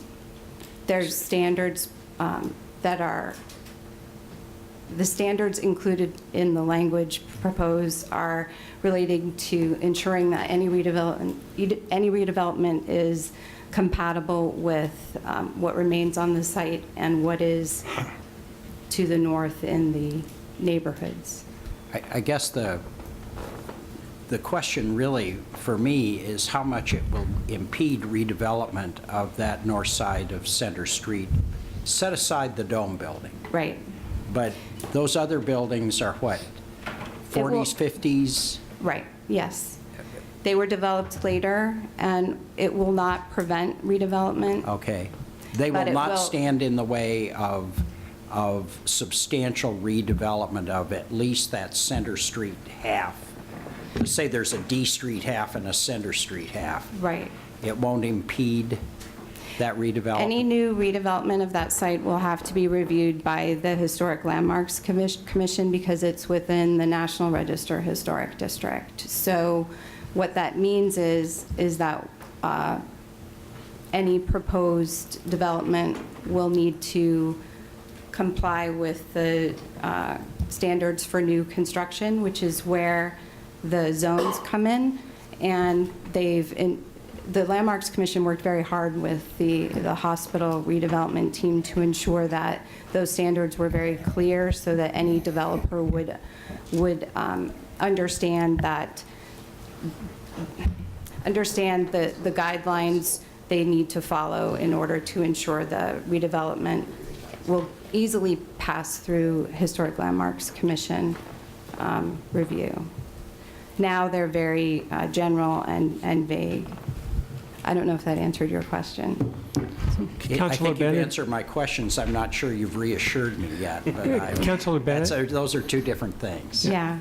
If I could, just to clarify for council, the National Historic District, that was set several years ago when private parties got together and decided to nominate the hospital grounds for the register. So they wrote up, and they didn't have to go through the city to do this. They wrote up the nomination and they described the historic district. They drew the proposed boundaries and they put in their nomination what they thought was contributing and not contributing and so forth. That was all set when Kimberly began this project to do this public historic code. What she's been able to do, working with the team from the hospital, is provide a path, some clarity and a pathway to get from where we are today to eventual redevelopment of the North Campus. Okay. And with the exception of the Dome building, which the Landmarks Commission feels is very important to preserve, there is a pathway to do that now with this proposed code. Okay. Whereas without this proposed code, it's very unclear. Okay, great. Thank you very much. Councilor Clem. And thank you, Mr. Chair. To Kimberly or Glenn, redevelopment of that north side of Center is critically important for the state and for the city. particularly the neighborhoods, and other than probably keeping the dome building and using it for whatever historical purposes, that pathway, has any commercial developers looked at that pathway to discern? I can see the hospital folks will think it's fine.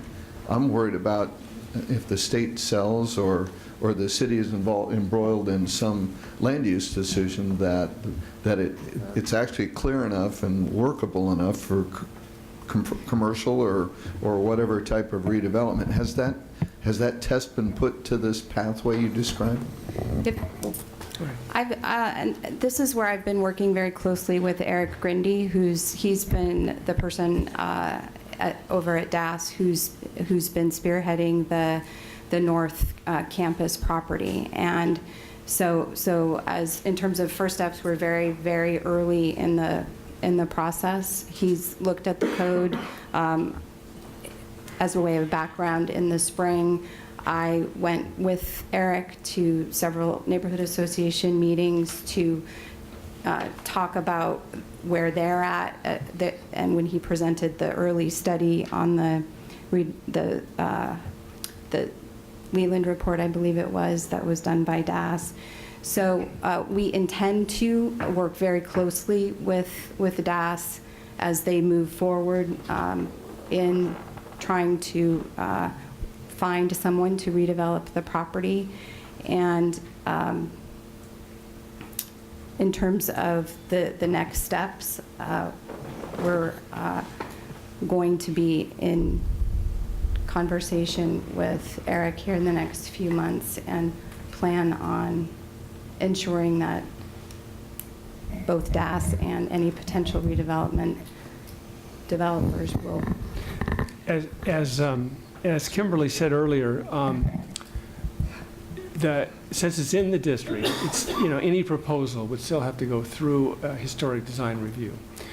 However, by providing the clarity and the standards that is in this proposed code, we're pretty confident that we can walk a proposed developer through that and get to an approval at the end of it.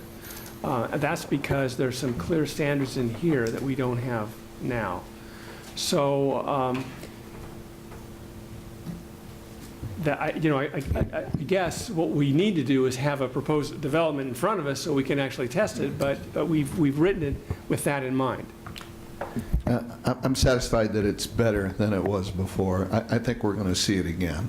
And so in part of this pathway, I think we should not close the door and say this is it. I'm not overly confident that the state itself won't be struggling with what do we want to do with it. But we know it will end up before us in front of the Salem City Council. And so if there's anything we need to do to further leave that door open in this code, I guess maybe we ought to do that now. If we held off on this for a month or two, would it endanger any applicant or any redevelopment process for the state hospital or any of that area?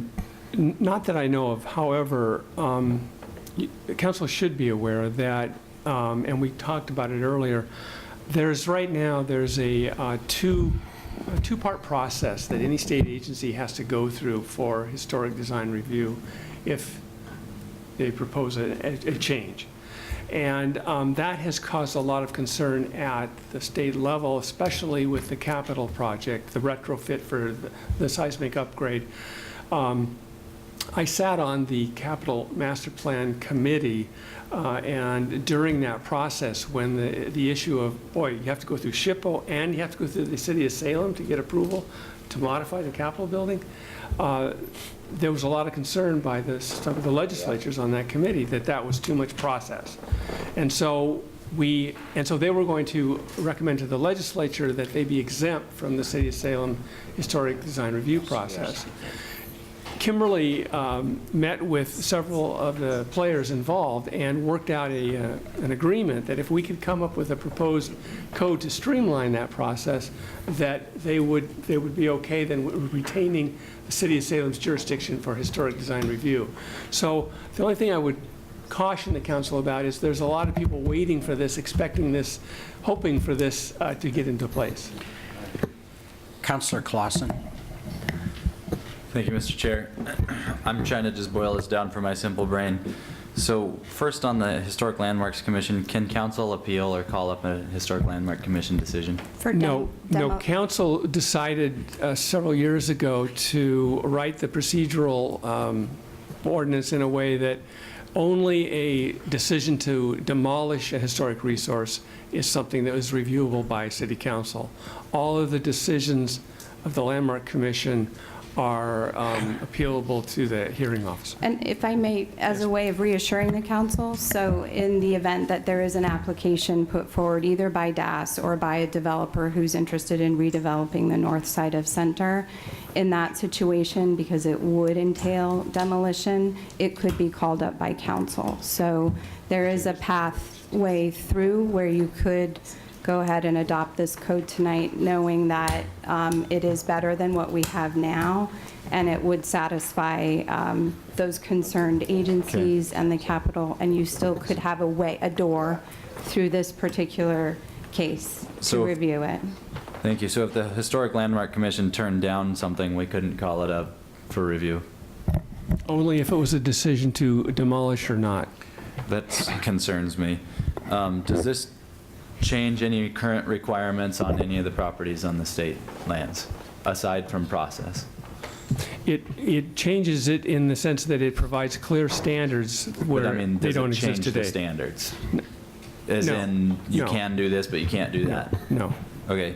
And then does it make things easier for the state or potential future developers to go through the process? Yes, it does. Yes. Okay. That helps me out. Does it? So, Mr. Gross, if council wanted to spend a little more time with this to fully understand what it means, what the implications are, is there any concern about waiting a month and maybe giving council some additional time? Well, no. I mean, I just wanted council to be aware that there's some expectation out there that this is going to make things better and people are hoping it gets approved. But if we could take another month, if that's what council wants to do, sure. Okay. Is there any further? Oh, I'm sorry. Councilor Nank. Thank you, Mr. Chair. Yeah, and it only takes about a dozen vinyl window peels and 3 or 4 dental molding ones before you would not want them to come back to us again. We purposely moved them out of here because it was a nightmare. So, thank you for that yeah. walk down our long history with this. And we have 2 weeks before second reading on this, so I would encourage anyone who has more questions, they can talk to staff in the next week. I'd like to keep it on its current travel path.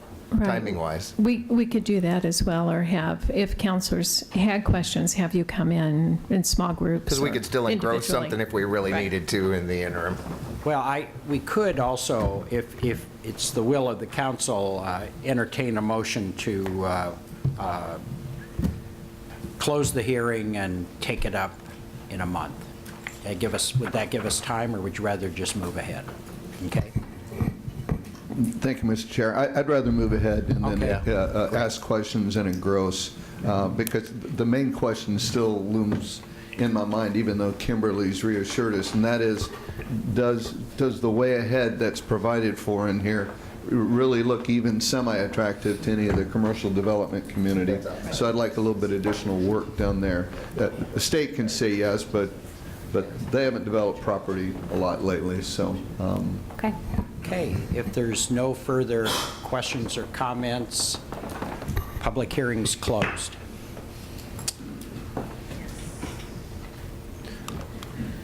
Mr. Chair, I would move staff recommendation to move this ordinance to second reading. Second. Second by Thomas. All right. She was closer, sound traffic. Any discussion? Okay. I would ask Mr. Gross that for those of us who still have lingering questions on this, perhaps you'd make yourself available for us between now and the next, what is it, first reading or second reading on this? Second reading will be next meeting, end of the month. Second reading on this, in case there's any needed amendments. We shall do that. Great, thank you very much. Okay, any further discussion? Well, we need to vote on that. All those in favor say aye. Aye. All opposed? Motion passes. Okay, I'm going to ask if we could have a 5-minute recess. Aye. Aye.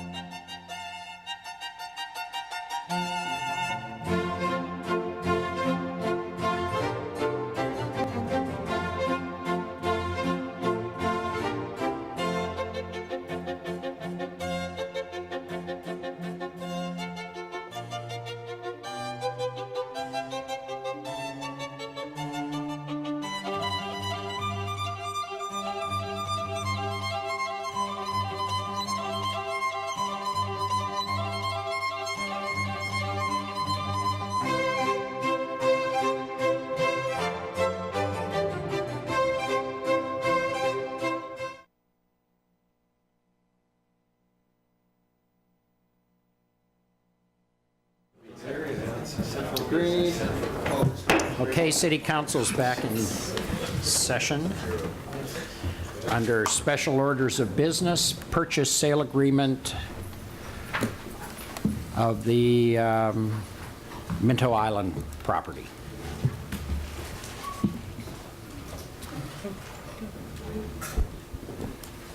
Good evening, I'm Clint Dameron, Real Property Services Manager for the City of Salem in the Urban Development Department. And I'm here this evening to discuss the potential Minto Island acquisition and give an update as to where we are in the process. You'll see here, this is the portion of Minto Island that is under consideration for acquisition. It's 307 acres.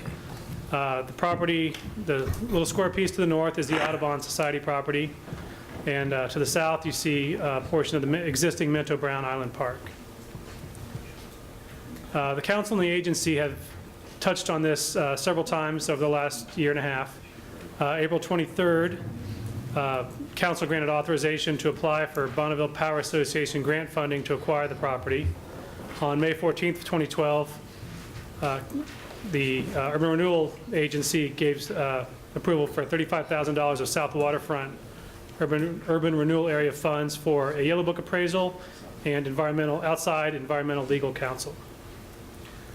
On February 25th of this year, council authorized use of $48,000 of general fund money to perform a new boundary survey, and it's important to note that half of that cost will be repaid by Boise, and it looks like the total cost of that's only going to be about $32,000 or $35,000, so we'll be responsible for about half of that.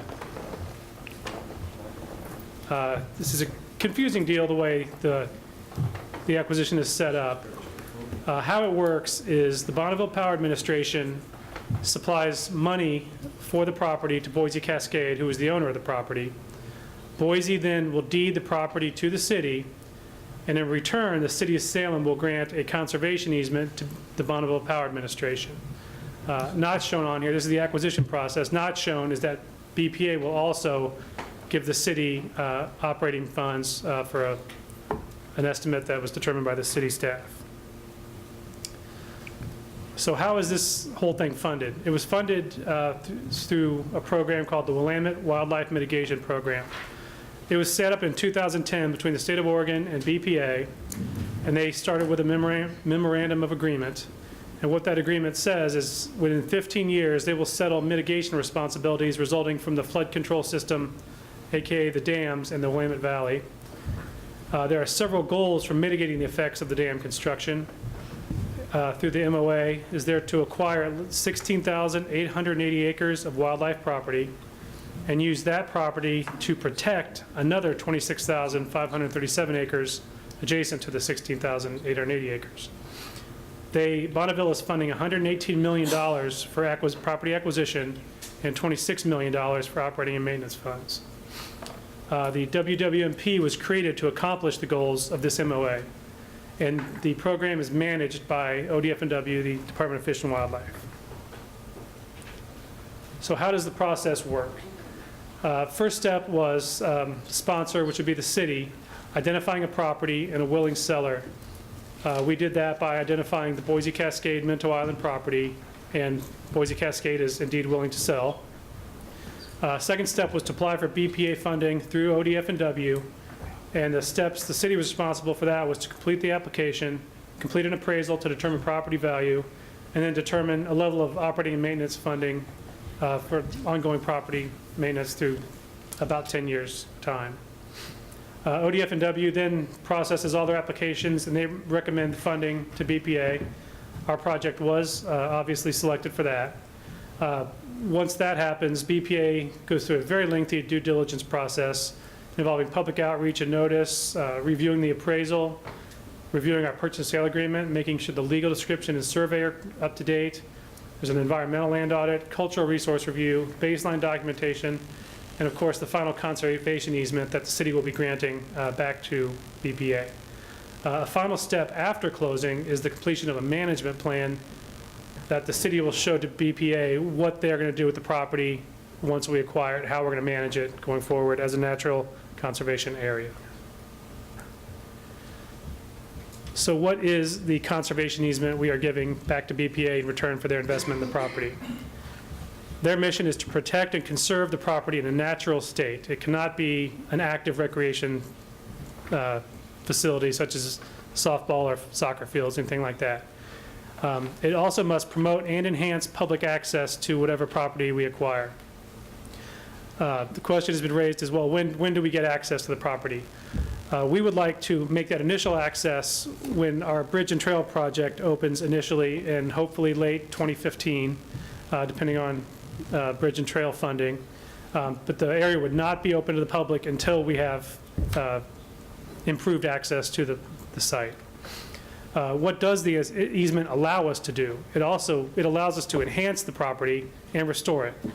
We can input trails and viewing areas, which of course the main trail, which I already mentioned, and select soft trails throughout the rest of the property. It allows us to remove any invasive species and restore habitats, maybe block sloughs or anything of that nature. They also do require the city to report back to BPA annually for the first 5 years after acquisition, and then once every 5 years thereafter, or when there's a significant change, we need to report to them. Continuing with the conservation easement, why the public access versus a conservation area? As stated earlier, their mission is to conserve wildlife and natural habitat. It's not for recreation area. So a majority of the property is going to be hands off. It's for natural and wildlife area. Let that enhancement continue to grow. The conservation area is not due to any safety concerns over what was on the property prior, as about a third of the site was industrial uses, but this is BPA's mission, was the conservation easement to conserve the property.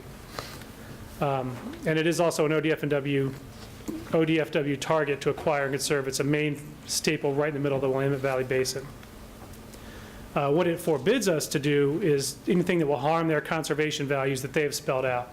That forbids any construction whatsoever of residential, commercial, or industrial uses, any buildings or structures other than the one paved trail we have specified, our main bridge trail. There's no utility improvements allowed, mining, or any road construction. As most people are aware, the site was, as I mentioned, a former industrial use. About 100 acres of the 300 acres was former industrial property. In part to protect the city's interests and work through the due diligence process, we completed a Phase 1 environmental site assessment. And then previously, in 2000, Boise Cascade had gone through the DEQ voluntary cleanup and had received a no further action letter on the property saying that DEQ granted them, you've done everything you need to do this property, it is safe for human interaction. We also completed an ecological risk assessment, and it should be noted that public access and trails have been determined by DEQ and ODFW to be a safe use on the site.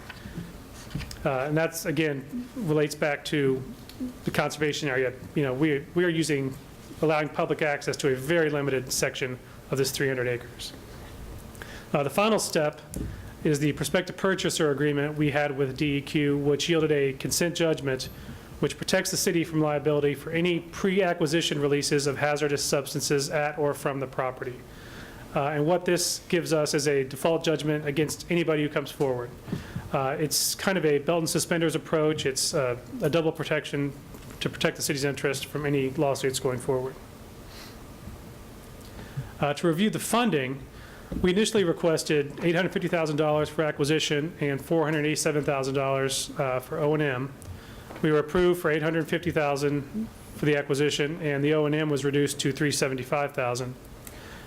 Furthermore, the appraised value came in slightly less at $836,000, so our total funding approved was $1,211,000. And that is for a fee title acquisition of all 307 acres. I would also like to stress that this acquisition is completely independent of the bridge and trail project. Although it is related, it allows us to expand it and has greater flexibility we can use to improve on those, the bridge and trail improvements. It is completely separate. And it does not need this to go forward with the bridge and trail. And this transaction must close by September 30th to coincide with BPA's fiscal year. So our recommendation this evening is to approve the purchase and sale agreement with Boise Cascade Company, authorize the city manager to sign the conservation easement upon closing, and accept the Minto Island Conservation Area property into the city of Salem. Thank you. Any questions? Councilor Bernards, this is your ward. Yes, I would like to to accept staff recommendation to accept the 307 acres of the Minto Brown property. Second. Okay, we have a motion to approve staff recommendation. Any discussion? Councilor Clark. I've got to ask, Clint, back a slide or next line. Who makes up the difference on O&M from what we requested and what they're given? There is no makeup. That's the money we are given, and we need to do what we can with that money. Okay. If there's any specific questions, I'd So it's not coming out of general fund or affecting police, fire, library, parks? No, it is not. All right. I want to make sure that's clear. Thank you. Any further discussion? Okay, all those in favor say aye. Aye. Aye. All opposed, nay. Motion passes. We also have the full report Yes. for you. Councilor Bernards, we have your poll of 3E, the mobility study. I need a motion. I would like to make a motion to accept staff recommendation. Second. Second by Nanki. Okay, are we going to have a little show on this? No. I hope not. Yes? Okay. No, I was just asking my Any traffic engineer to discussion? sit behind me because. Oh, okay, I saw you moving around back there. I'm sorry. I am anticipating that I will call on his expertise in just a minute. And while Peter's getting ready, if I could, I just wanted to thank all the staff who's worked so hard on this Minto Island acquisition. There have been people who've worked for a couple of years on it. I think it's a wonderful thing for the community, and before they leave tonight, I'd like to publicly thank them for all their hard work. Yay.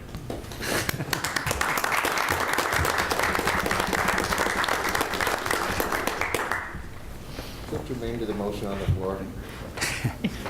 It's a good break. Okay, we have a motion, discussion. Yes, I'd like to open with saying I think that the plan is absolutely wonderful. I've looked at it. I've been to several of the public hearings that have been held. I like the idea of the redevelopment of Union Street. I really like some of the bike and pedestrian-friendly things. I am hung up basically on one item, and the one item is the elimination of just a few of the double turn lanes, and I'm most particularly concerned about, the key of what I'm concerned about is around those double turn lanes around the Salem Conference Center and the impact that it has on traffic, because at this point it seems to be one of the largest bottlenecks that we have with traffic trying to move through downtown and get onto the bridge. Okay. Mr. Fernandez, would you like to explain? Certainly. We recognize I believe what Councilor Bernard is talking about is the double left turns from Liberty onto Ferry on the northeast corner of the hotel conference center block. That is an area that experiences a tremendous amount of traffic. For many years, that crosswalk was closed. Because of that traffic, we reopened that crosswalk to support the hotel and conference center, and have since managed the signal a little bit so that you see that walking man comes on about 2 seconds before the light goes green, and the whole idea is to get pedestrians out onto the crosswalk so that drivers can see it. The study that is before you, our consultant ran a 20-year traffic operations model, and I promised council when we workshopped this plan earlier this year, last year, and there was a lot of concern about spending this kind of money for quote-unquote planning. I said, we were going to have our traffic consultants do operational analysis so that we are ready to implement recommendations and we don't have to do yet another study. They looked at these intersections. They're not recommended for closing the crosswalk, so they do work 20 years out, but we recognize that there's backups there, that there are safety concerns there, and it's really just ultimately a council policy decision on that corner specifically, really on any corner, whether you want to open it or close it. And I personally recognize that issue. We're kind of in a bind. I don't recommend that we close it, but I recognize the difficulties out there. So, Councilor Clem? Thank you, Mr. Chair. Peter, I too have the same concern of closing the dual turn lane. Well, we wouldn't close the dual turn lane. We'd close the crosswalk. The crosswalk. Yeah, we can absolutely not afford to close the dual turn lanes. And what about the dual turn lanes all around that block? Mine is not in color, so I don't know. We have Do you have a color one, so you can talk about the other ones around the conference center, Kevin? Introduce Good yourself. evening, councilors. My name is Kevin Hotman. I'm the city traffic engineer. And the proposal is to, around the conference center, is only to close the double left turns from Ferry onto South Commercial. Right now, that's by the, I think the US Bank there. The traffic volumes are really low on that turn. For instance, northbound on Liberty to turn left onto Ferry is about over 900 cars an hour. The other one is 240. So the capacity is really there to handle it. And also the shift, as you drive west to get onto Front Street, there's a jog. So even the double turns, you kind of encroach into the through traffic a little bit. So the traffic volumes really work well to close that one, but not the Liberty Street one. And when we say close, we mean eliminate one of the left turns. One of the left turn movements, the one farthest from the middle lane. Councilor Bernard? Right. Yes. I think the thing that was in my mind mostly was closing of the crosswalk between the conference center to the parkade on the other side of the street. Even if it was done on a temporary basis to see how it works, and certainly this has been consultation with the owners of the hotel and consideration that maybe it wouldn't be the best thing in the end. But I think it would be a great way to mitigate a lot of problems, a lot of safety issues, and a lot of vehicular traffic. I know that the traffic will back up over the top of the hill past Mission Street at certain times of the day. Yes. I just still would like to see that crosswalk eliminated myself. Well, we could certainly, it would not be difficult to visit with the hotel folks, put up a sign in the back that say, asking the public, tell us what you think. Go to our website and tell us what you think, and kind of get a sense. I don't think we have a traffic history out there. I mean, I don't think we've had any injuries. Is that correct, that we know of? Or do we? Well, they're all busy intersections, so there are crashes, but or pedestrian. Yeah, the study, when we looked at all of the dual turns, we did look at safety at them, and a lot of the intersections were higher safety problems at the dual turns. This intersection doesn't have the high crash history that some of the other ones do. For instance, actually, like Ferry and Commercial is a higher rate than at Liberty and Commercial in terms of the number of crashes versus the volume of traffic through there. So we didn't see a lot of it. I know the pedestrian, there are some pedestrian crashes in the area. I don't know exactly how many, but I could comment to say that the reason you don't see as many vehicular accidents on that corner is because traffic is actually moving fairly slow. It has no choice. Right. Jammed up. And the recommendation from the study was to do a pedestrian improvement at the crossing, is to pull that corner of the conference center out a little bit. The way the turning movement is now is the curb lane, the far left, you have to turn into the first two out of the 4 lanes. And then the second one gets the other 2 lanes. Well, a lot of traffic tries to get to those north 2 lanes to get over the bridge. And so the proposal is to move the skip stripe up so that the curb lane would have 3 lanes to turn into, because that's the way the distribution is. It would still accommodate the trucks, and then the extra lane, the extra room by having people swing out would allow us to do a little bit of a curb extension to pull the pedestrians out to be a little bit more visible, and have the crossing a little shorter and a little bit out there so people can see what's happening as a driver. Okay. Councilor Nanki. Thank you, Mr. Chair. Yeah, and we had a couple of different options down the line as well. There's actually still a route from the conference center bridging over to the parkade as well, and you could do some other kind of a bridge over, probably closer to the corner even if you really wanted to. But yeah, we could take skateboards, have them permanently mounted there that would shoot people across faster. A lot of what that delay is pedestrians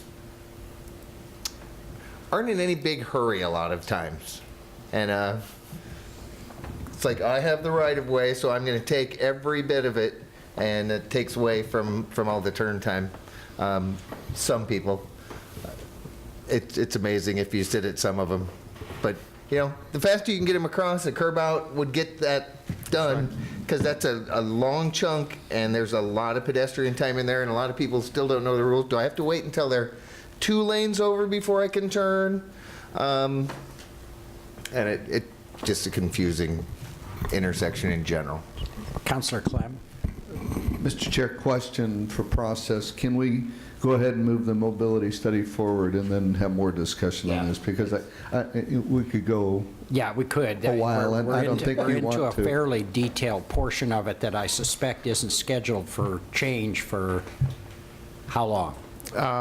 Just as soon as we have a couple $1 million.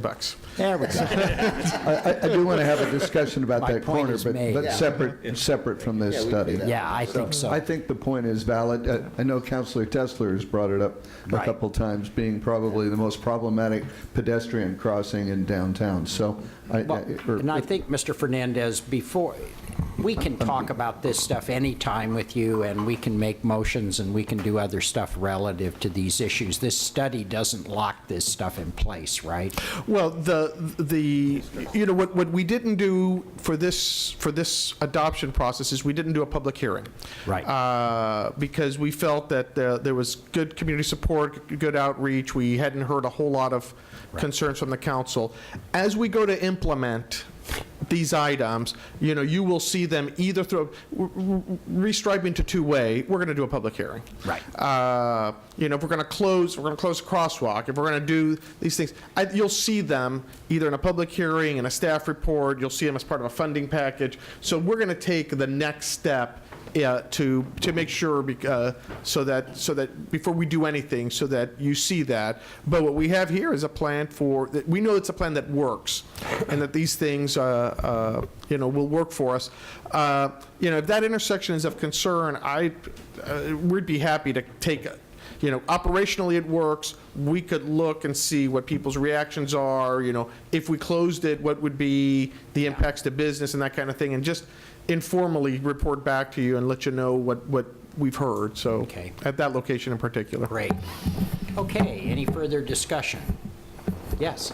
I just, as I started, as I will finish, I said I support it. I like the plan a lot. I just would like to have that report back. I'd like to have that information of that one particular block face stretch through there is really important. We'll do it. Thank you. Thank you. All right. Yes. Yeah, to Councilor Nanke's point about skateboards, we would not be able to consider that unless we pass the second reading of the ordinance coming up, so just be aware of that, everyone. Okay. Seeing no further discussion, all those in favor of the motion say aye. Aye. All opposed? Motion passes. But they couldn't make that left turn. Next item is information reports.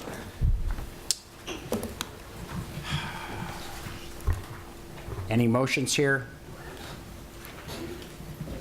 Chair moves then that item D, 7D, the planning administrator decision, the subdivision modification plat on Davis Road be set for public hearing by the city council.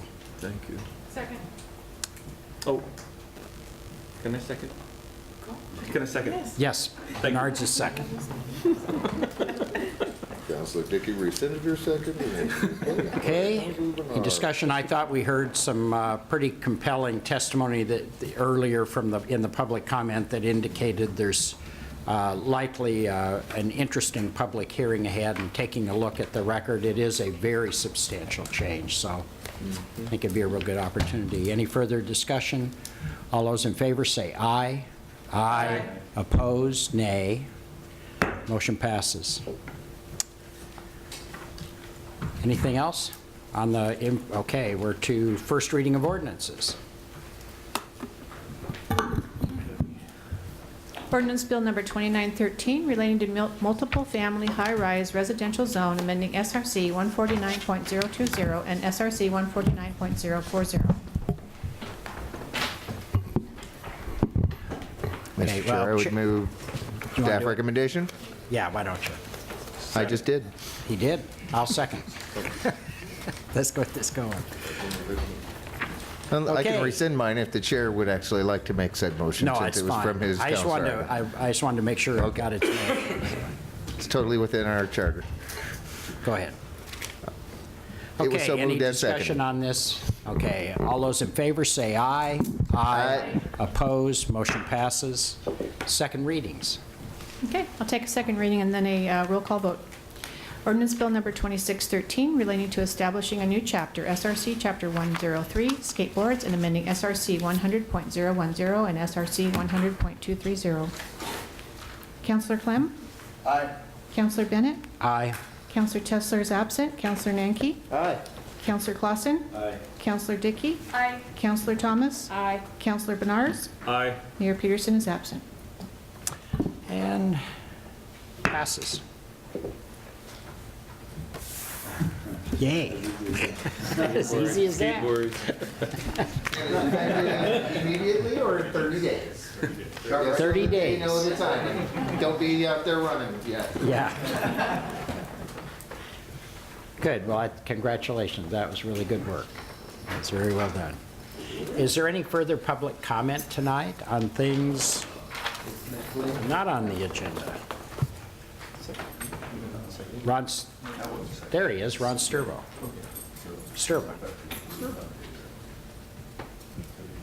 And Evan White, you're next.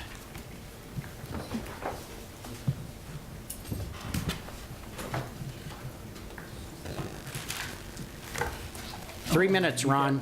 Oh, you did that? Yep. Okay. Got a picture on it. Flooding available. Okay.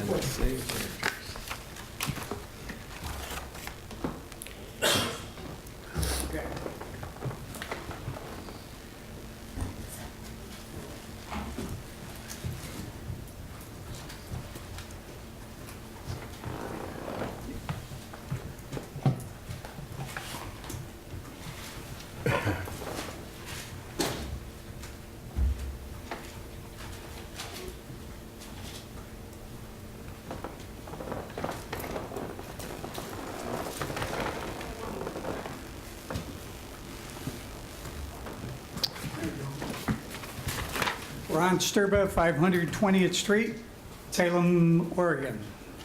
Council members, I've worked with one of the public utilities here for about 38 years. And so flooding is an issue and a concern to the company I used to work for that I retired from. So I bring to you a situation that came up earlier. I came to you several months ago. I showed a picture from the Statesman newspaper, our U.S. Representative Kurt Schrader with U.S. residents, or Salem residents, trying to get sidewalks to the Social Security office on McGillcrest Southeast. Now, I'm not a big fan of the Minto Park footbridge of $8 million. I'd rather see it on the infrastructure in Salem. Now, where I'm going with this, this picture here is a picture taken toward the east, and it's at McGillcrest and the railroad tracks. The railroad tracks are at the bottom. And I have to admit that right in that water right there is where the city put the new sidewalks for Social Security. Now, they're going to work most of the time, and we may not have that flooding there.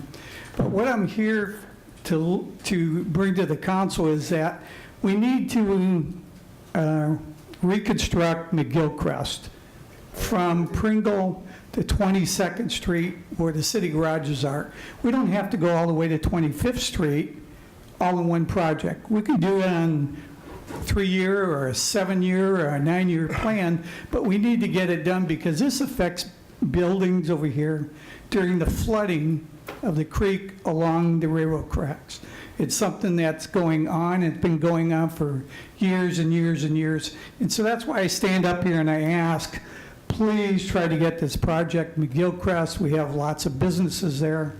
We have monies coming in from those businesses, and it's a prime opportunity to put in bicycle paths along McGillcrest so people can bike to work. So I'm here asking that in the future, if the time comes across, if you have the opportunity, just put your a statement forward. How about we redo McGillcrest Southeast? Thank you. Thank you, Ron. Any questions? Councilor Nate. Thank you, Mr. Chair. Thanks for coming down and talking about it. We all know that that needs something done.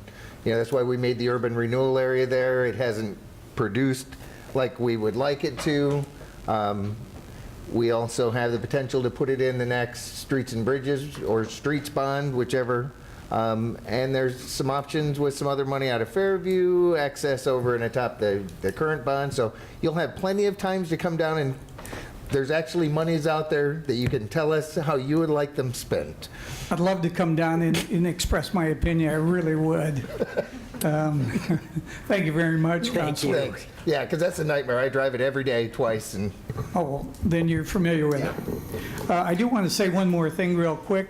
I want to thank you to all the council members and Councilor Bennett. I live near Chemeketa. The whistles don't blow from the horns of the trains, and appreciate that and all the hard work that you've put into that. Thank you. Thank you. sleep all the way through the night, huh? Yeah. Evan White. Thank you. Good evening, councilors. I'm Evan White, 4553 Brock Loop. Since we will soon have a new city attorney, this may be a good time to look at the way the city complies with Oregon's public records laws. Marion County requires that persons pay for the time spent by county employees for document search and retrieval at a cost of $35 per hour plus 10 cents per page for copies. It is much more expensive at the city of Salem. My first experience came 5 years ago. I live on a hillside mapped for landslide hazards. After a contractor removed 1,200 cubic yards of dirt below my home, I filed a public records request to see if the city had done anything to make sure it was safe. Because of ambiguity and confusion in city ordinances, my request went to both Public Works and Community Development. The Public Works response was basically, the emperor has no clothes. Whoever answered didn't know anything and couldn't find anything, but I paid for his time at a cost of $120 per hour. Now, if this request had gone to the county, I would have saved enough to take my wife out for dinner. Community Development filed or sent a very voluminous response and charged me nearly $300 for tons of material I never asked for, such as copies of roof trusses. I did not get a copy of the city's landslide map, but I did get a copy of the city's the contractor's site plan, which is included on one of your attachments, on which someone had placed a very large black mark to conceal elevation data and cover up the fact that staff had approved a site plan showing the ground slope going in exactly the opposite direction from the actual slope. If I had done something like that when I worked for the Oregon Public Utility Commission, I would have been fired. 6 months ago, the head of Building and Safety asked if a slide had occurred on my property. I wasn't quick enough to reply and say, "No, Tom, has Courthouse Square collapsed yet?" I hope that council will end the city's circle the wagons approach to public records and protect homeowners by resolving the many ambiguities in the city's development ordinances. Thanks for listening. Any questions? Thank you very much, Mr. White.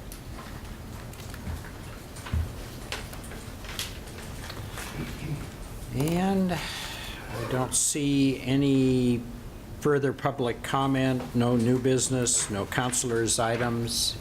If there's no objection, City Council is adjourned.